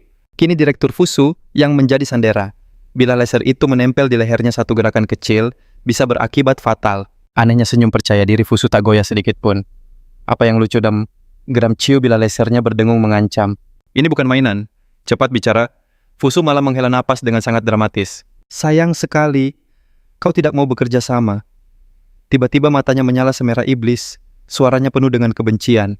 Kau masih belum sadar betapa berharganya dirimu. Mata Chiu terbelalak. Ia akhirnya menyadari rencana gila wanita ini. Justru karena aku tak ternilai, ia mendengus lalu melakukan hal tak terduga. Ia mendorong tubuhnya sendiri ke bilah energi Chiu. Noda gelap menyebar di bajunya. Chiu mundur ngeri sementara Fusu yang terluka tampak tak terpengaruh sama sekali. Ia hanya mendesis dingin. Fusu membalikan keadaan dengan cara paling gila. Chiu tertegun melihat aksi nekatnya. Para penjaga langsung menyerbu gila. Sambil menahan lukanya, Fusu menyeringai licik. Kau masih terlalu baik hati Tuan Chiu. Chiu menatapnya tajam. Haruskah aku menjadi monster seperti kalian? Menyakiti sesama demi kemajuan. Fusu mendekat, fanatismenya tak tergoyahkan. Semua demi masa depan umat manusia. Entah itu pengorbananmu atau pengorbananku. Sebelum Chiu bereaksi, jarum suntik menembus lehernya mengalirkan cairan asing. Sorot mata birunya seketika menajam. Api perlawanan masih menyala meski kesadarannya mulai goyah. Namun perlawanannya sirna saat para penjaga menyeret tubuhnya yang lunglai. Dua penjaga lain berjaga di depan sebuah gerbang baja yang kokoh. Prosedur selanjutnya berjalan seperti mesin. Tanda vital Chiu dinyatakan stabil untuk sementara. Denyut nadinya normal, sebuah perintah dingin pun terdengar. Mulai tes ambang batas rasa sakit. Seketika mata Chiu terbelalak. Perlawanan tanpa suara, sebuah momen yang membeku, lalu energi dahsyat meletus dari tubuhnya. Chayu menahan gelombang rasa sakit luar biasa yang menyelimutinya. Sang peneliti berhati dingin hanya mengamati, catat semua datanya, ucapnya tanpa emosi sedikit pun. Di tempat lain, sesosok misterius berjas lab mendekati pintu keamanan. Dua penjaga bersenjata langsung menghadangnya, "Siapa engkau?" Namun tatapan biru Chiu tak gentar sedikit pun. Menyala dengan tekad yang membara, erangan tertahan lolos dari bibirnya menjadi bukti perlawanan terakhirnya. Lalu seorang ilmuwan baru yang misterius menghadapinya. "Kau masih memilih sisi manusia." Mata Chiu menyipit tajam saat ilmuwan itu angkat bicara. "Kau ini..." Hanya dengan satu jentikan jari ilmuwan misterius itu, dengan mudah melepaskan semua belenggu yang mengikat Chiu. Chiu yang kini bebas menatap para peneliti yang tergeletak di lantai, lalu bertanya pada penyelamatnya tentang kondisi mereka. "Tumbang?" Ilmuwan berambut perak itu dengan tenang merapikan kacamatanya dan tersenyum tipis. "Aku yang membereskan mereka." Anehnya Chiu tidak terlihat terkejut dan entah bagaimana ia sudah mengenakan pakaian lengkap. Chiu berbalik untuk pergi saat penyelamatnya berkata dengan santai, "Oh, sampai jumpa." Tapi ilmuwan itu tak membiarkannya pergi begitu saja. Sambil menahan bahunya ia berkata, Hei, tidak ada yang ingin kau tanyakan." Chiu yang selalu lugas langsung memberondongnya dengan pertanyaan, "Siapa kau? Kenapa menolongku? Dan apa kekuatanku ini ada hubungannya denganmu?" Ilmuwan misterius itu menghindari dua pertanyaan pertama, namun dengan tegas menyangkal keterlibatannya dengan kemampuan Chiu. Chiu menerima jawaban seadanya itu dan hanya mengucapkan terima kasih. "Baiklah, terima kasih sudah menolongku." Chiu pun melangkah pergi meninggalkan sang penyelamat berambut perak yang termenung memikirkan langkah selanjutnya. Merasa kesal dengan kepergian Chiu yang tiba-tiba ilmuwan itu melampiaskannya pada kursi penahan yang kini kosong. Tapi tendangan kerasnya malah membuat kakinya sendiri kesakitan. Membuat ilmuwan itu melompat-lompat menahan nyeri. Benar-benar memalukan. Sesosok figur baru dengan mata merah yang mencolok menyindir aksi kikuk ilmuwan itu. Ilmuwan berambut perak itu kembali memasang wajah datarnya dan berkata dengan nada kecewa, dia masih memilih sisi manusia. Pria bermata merah itu menyeringai, yakin bahwa kedekatan Chiu dengan manusia hanyalah kesetiaan semu. Ia melanjutkan dengan sorot mata penuh keyakinan, itu hanya sampai ia memahami sifat asli manusia. Saat Chiu menjelajahi laboratorium yang dipenuhi tabung aneh pria bermata merah itu, memprediksi dia pasti akan kembali ke pihak kita. Tiba-tiba alarm meraung di seluruh fasilitas peringatan bahwa subjek eksperimen telah kabur berkedip di mana-mana. Para penjaga bergegas di sepanjang koridor, merespons panggilan darurat. Langkah Chiu terhenti saat seorang penjaga melihatnya. "Itu dia, cepat tangkap," teriaknya. Terkepung, Chiu kini dikelilingi oleh para penjaga di tengah laboratorium yang kacau. Tiba-tiba tabung-tabung kaca di sekeliling Chiu retak dan pecah. "Kenapa semua tabung ini pecah, batinnya?" Dari dalam tabung yang hancur, subjek eksperimen lain yang tampak menderita mulai bermunculan. Para penjaga langsung melepaskan tembakan. Salah satu dari mereka panik, memanggil bantuan lewat radio. Para subjek berhasil lolos. Penjaga itu dengan panik mengulangi permohonan bantuannya. Di tengah situasi yang makin tak terkendali, Chiu menyaksikan seorang penjaga menembaki subjek yang maju, namun malah terkena tembakan rekannya sendiri. Sebuah bisikan primitif menggema di benak Chiu. "Hancurkan, hancurkan." Seolah mencerminkan penderitaan para subjek lain. Chiu kewalahan mendengar rintihan putus asa para subjek.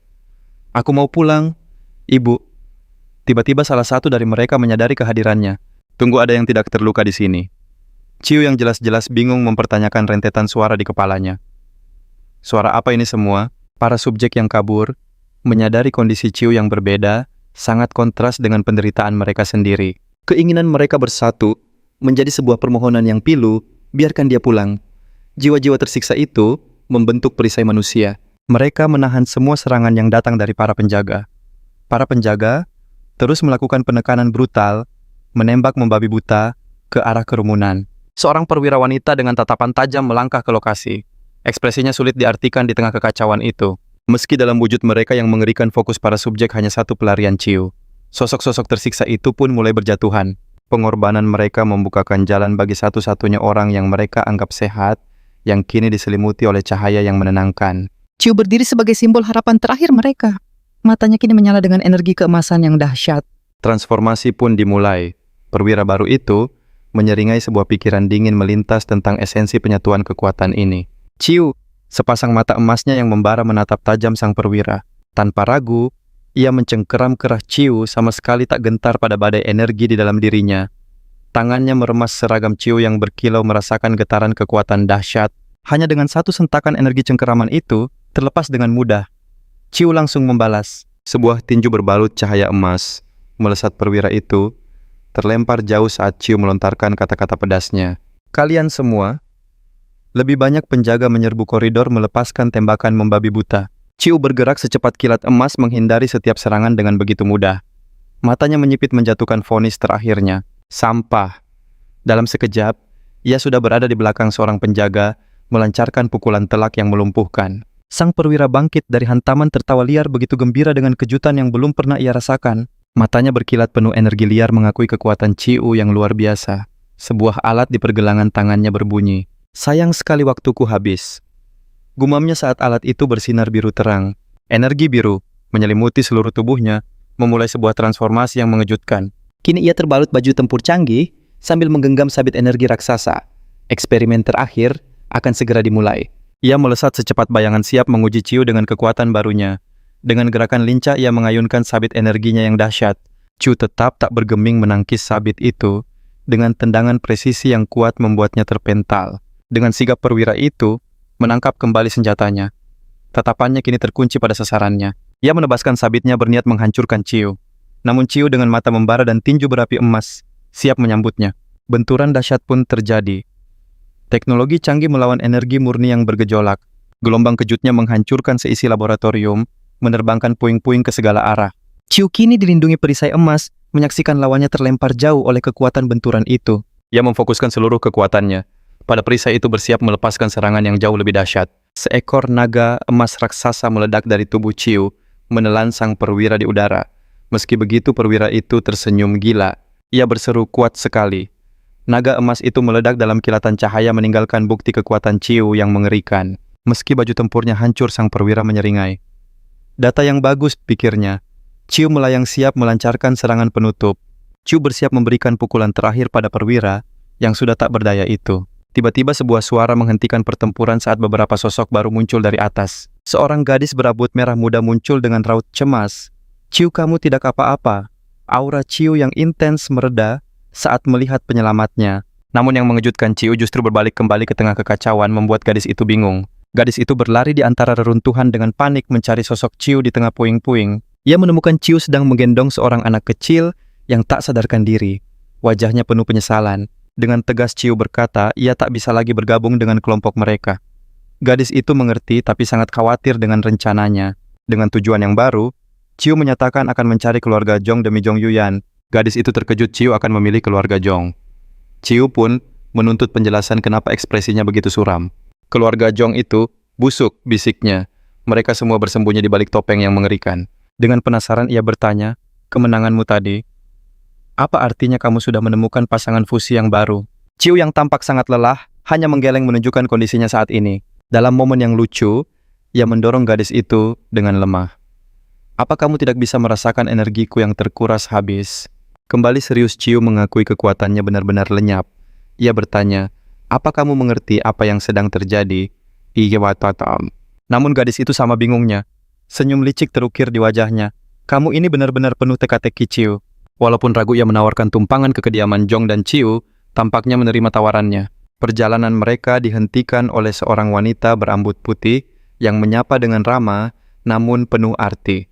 Dengan mata berkaca-kaca, gadis berambut merah muda itu menitipkan Ciu pada adik Yuan yang menerimanya dengan tenang. Yuan bertanya apakah temannya akan ikut, namun tugas lain telah memanggilnya. Dengan tatapan tajam gadis itu berkata, harus mengurus parasit. Sampai jumpa, Riang. Semoga kalian menikmati waktunya. Melihat kondisi Ciu yang masih payah, Yuan hanya bisa membatin, bagaimana ini bisa jadi menyenangkan. Di hadapan mereka, aula megah terbentang. Para tetua klan Zhong telah menunggu dikelilingi aura yang mencekam. Dengan tatapan setajam elang, Tuan Zhong langsung memberi titah. Ciu Fusi dan Yuan harus segera diperiksa. Ciu membalas dingin. Bagaimana kalau aku menolak? Seketika seorang pengikut naik pita meneriaki sikap lancang Ciu. Tak terpengaruh, Ciu malah santai mengorek telinga. Suara berisik apa barusan itu ya? Cukup satu kata dari Tuan Zhong, pengikut yang emosi itu langsung terdiam. Sang pemimpin menatap dingin, lemparkan dia ke arena ujian. Yuan terperanjat memohon pada sang ayah dengan panik. Ayah. Namun Ciu dengan sigap menyela, tunggu sebentar. Tatapan Tuan Zhong terkunci pada Ciu.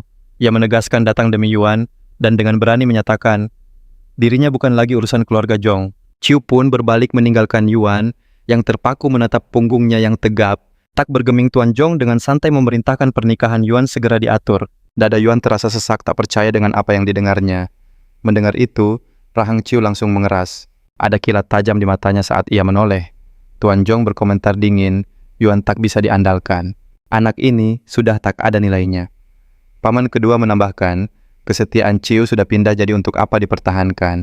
Chiu berbalik dengan tenang bertanya, apa maksud Anda? Paman kedua mengungkap rencana busuknya menangkap Chayu atau mengincar adiknya. Sambil menatap tajam Yuan, ia menyalahkan gadis itu karena merusak segalanya. Awalnya kukira Yuan punya ambisi besar. Ternyata ia mencibir. Dia hanya gadis yang dibutakan oleh perasaan pada Chiu. Baiklah, kami akan kabulkan keinginanmu. Lalu dengan keji, ia memerintahkan Yuan dijadikan alat penghasil keturunan. Wajah Yuan memerah karena amarah. Sudah cukup? Suara Chayu menggelegar memotong ucapan keji itu. Yuan pun menoleh. Dengan nada cemas, Yuan memanggil namanya. Tinju Chiu terkepal erat. Matanya berkilat marah. Tantangan ini, aku terima. Senyum tipis tersungging di bibir Tuan Zhong. Kalau begitu, bawa dia ke arena ujian. Saat berjalan melewati gerbang megah, Chiu merasakan sesuatu yang aneh. Tempat ini, kenapa terasa tidak asing? Yuan menunduk suaranya pelan. Sebenarnya aku tidak... kalimatnya menggantung. Chiu tersenyum lembut. Kenapa tidak memberitahuku? Mata Yuan berkaca-kaca menyeratkan perjuangan dan tekad yang kuat. Suara Chiu melembut, kalau bukan karena orang tadi aku takkan pernah tahu seberapa besar pengorbananmu untukku. Pipi Yuan bersemu merah. Dengan malu-malu ia berkata, itu bukan apa-apa kok. Yuan memeluknya erat. Aku tahu, kau sudah terlalu banyak pikiran karena fusi. Chiu akhirnya mengerti. Semua pengorbanan tersembunyi Yuan. Kilasan perjuangannya muncul di benak Chiu. Tiba-tiba Yuan mengaku dengan wajah memerah. Aku sedikit takut. Boleh peluk? Permintaan itu sukses membuat Chayu dan para penjaga melongo. Pipi Chayu pun terasa sedikit hangat. Ia setuju tapi dengan iseng melirik para penjaga. Bisa beri kami privasi sebentar? Para penjaga langsung mengerti, mendadak sibuk mengagumi langit-langit. Chiu menarik Yuan dalam pelukannya membuat gadis itu tersenyum lega. Dalam dekapan itu, Yuan membisikkan dua kata misterius, iblis batin. Tanpa sepengetahuan, mereka sebuah permata ungu di saku Chiu, bersinar lembut. Tatapan Chiu mengeras. Iblis batin. Kata-kata itu terngiang di kepalanya. Ia pun tersenyum menenangkan. Walau sedikit gugup, ia berkata pada Yuan, tenang saja, aku akan baik-baik saja. Waktunya habis. Yuan berbalik mengepalkan tangan. Semoga berhasil. Punggung Yuan terlihat tegar. Chiu menghela napas pelan menerima dukungan tanpa kata itu. Melangkah menuju gerbang ujian yang mengancam, ia memulai janjinya, jangan cemas. Sambil menatap punggung Yuan, ia melanjutkan, saat aku kembali, mata Yuan seolah mengerti sumpah yang tak terucap itu. Dengan tatapan membara, Chiu berikrar, kita akan meruntuhkan era lama yang korup ini bersama.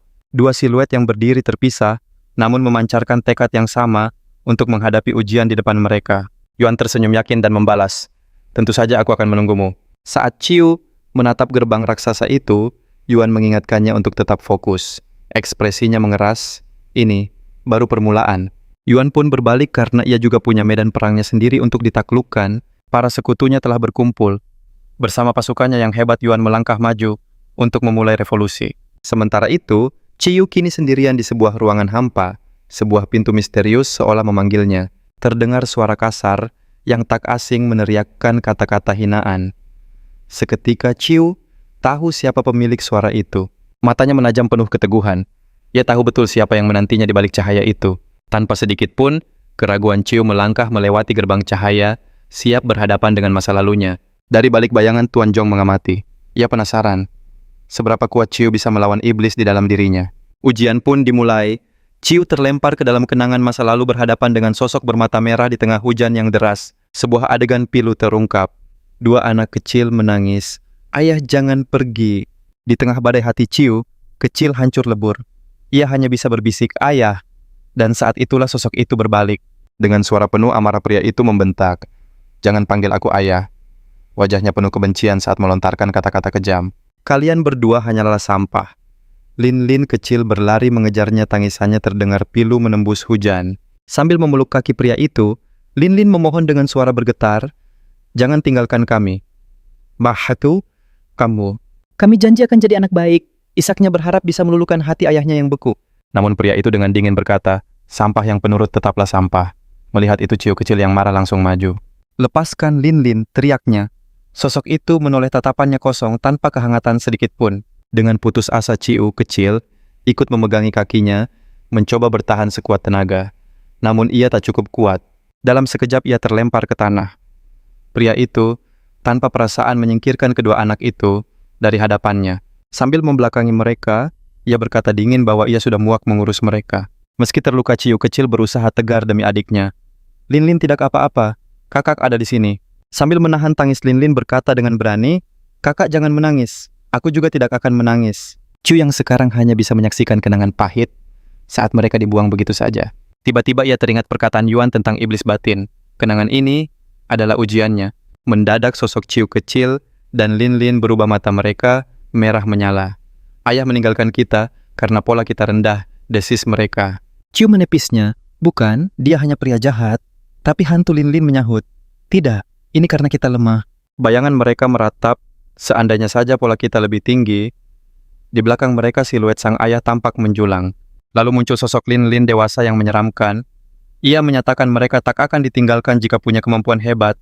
Sebuah pedang energi merah menebas mengoyak ilusi di sekitar mereka. Ciu menghindar dan balas berteriak, kita tidak butuh kasih sayang bersyarat seperti itu. Hantu Lin Lin pun mengaum marah. Kita butuh ayah, kita butuh ibu, teriaknya. Ciu menatapnya lekat, meskipun kita tak punya mereka, kau masih punya aku.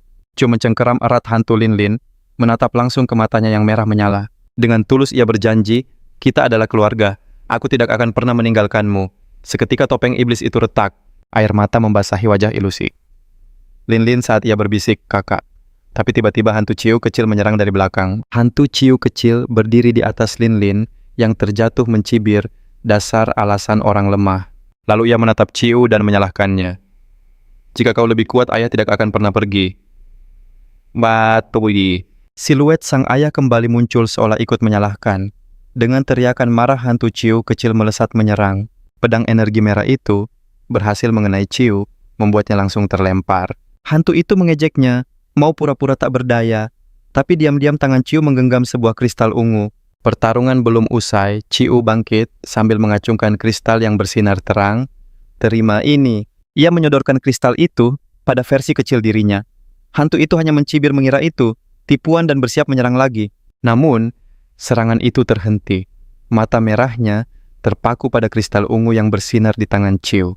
Seketika sesosok bayangan mendarat di hadapan Ciu. Dia adalah pendekar wanita berambut merah menyala menghunus pedang raksasa. Melihatnya Ciu hanya berbisik penuh teka-teki. Nanti aku jelaskan. Sang pendatang baru itu tersenyum miring seolah meremehkan lawan di depannya. Maaf, aku terlambat. Saat tangannya terulur dan disambut Ciu, energi keemasan yang hangat seketika menyelimuti mereka. Sosok iblis Ciu tertegun terperangah oleh kemunculan mendadak yang penuh kobaran api. Kini ia memancarkan aura panas membara dengan sayap api yang megah menantang sang iblis. Ayo maju. Dengan satu hentakan dahsyat sang pejuang bersayap melesat maju. Di mata iblis itu terpantul kehancurannya sendiri saat dunia ilusi mulai runtuh. Kembali ke dunia nyata Ciu dan sang pelindung berapi berdiri tegak penuh kemenangan seiring sirnanya mimpi buruk. Dengan tekad baru, Ciu berjanji, aku akan melindungi Kantika. Sebuah sumpah yang dibalas dengan anggukan penuh percaya. Sebuah kenangan indah terlintas. Ciu dan Lin Lin kecil yang akhirnya merasakan kedamaian dalam sebuah usapan lembut. Ciu kecil kembali menatap kagum pelindungnya yang gagah. Saat sisa ujian terakhir, sirna dunia ilusi di sekitar mereka pun retak dan hancur. Sambil tersenyum, sang pejuang berambut merah melompat turun di tengah hancurnya arena ujian. Ciu sigap mengikutinya.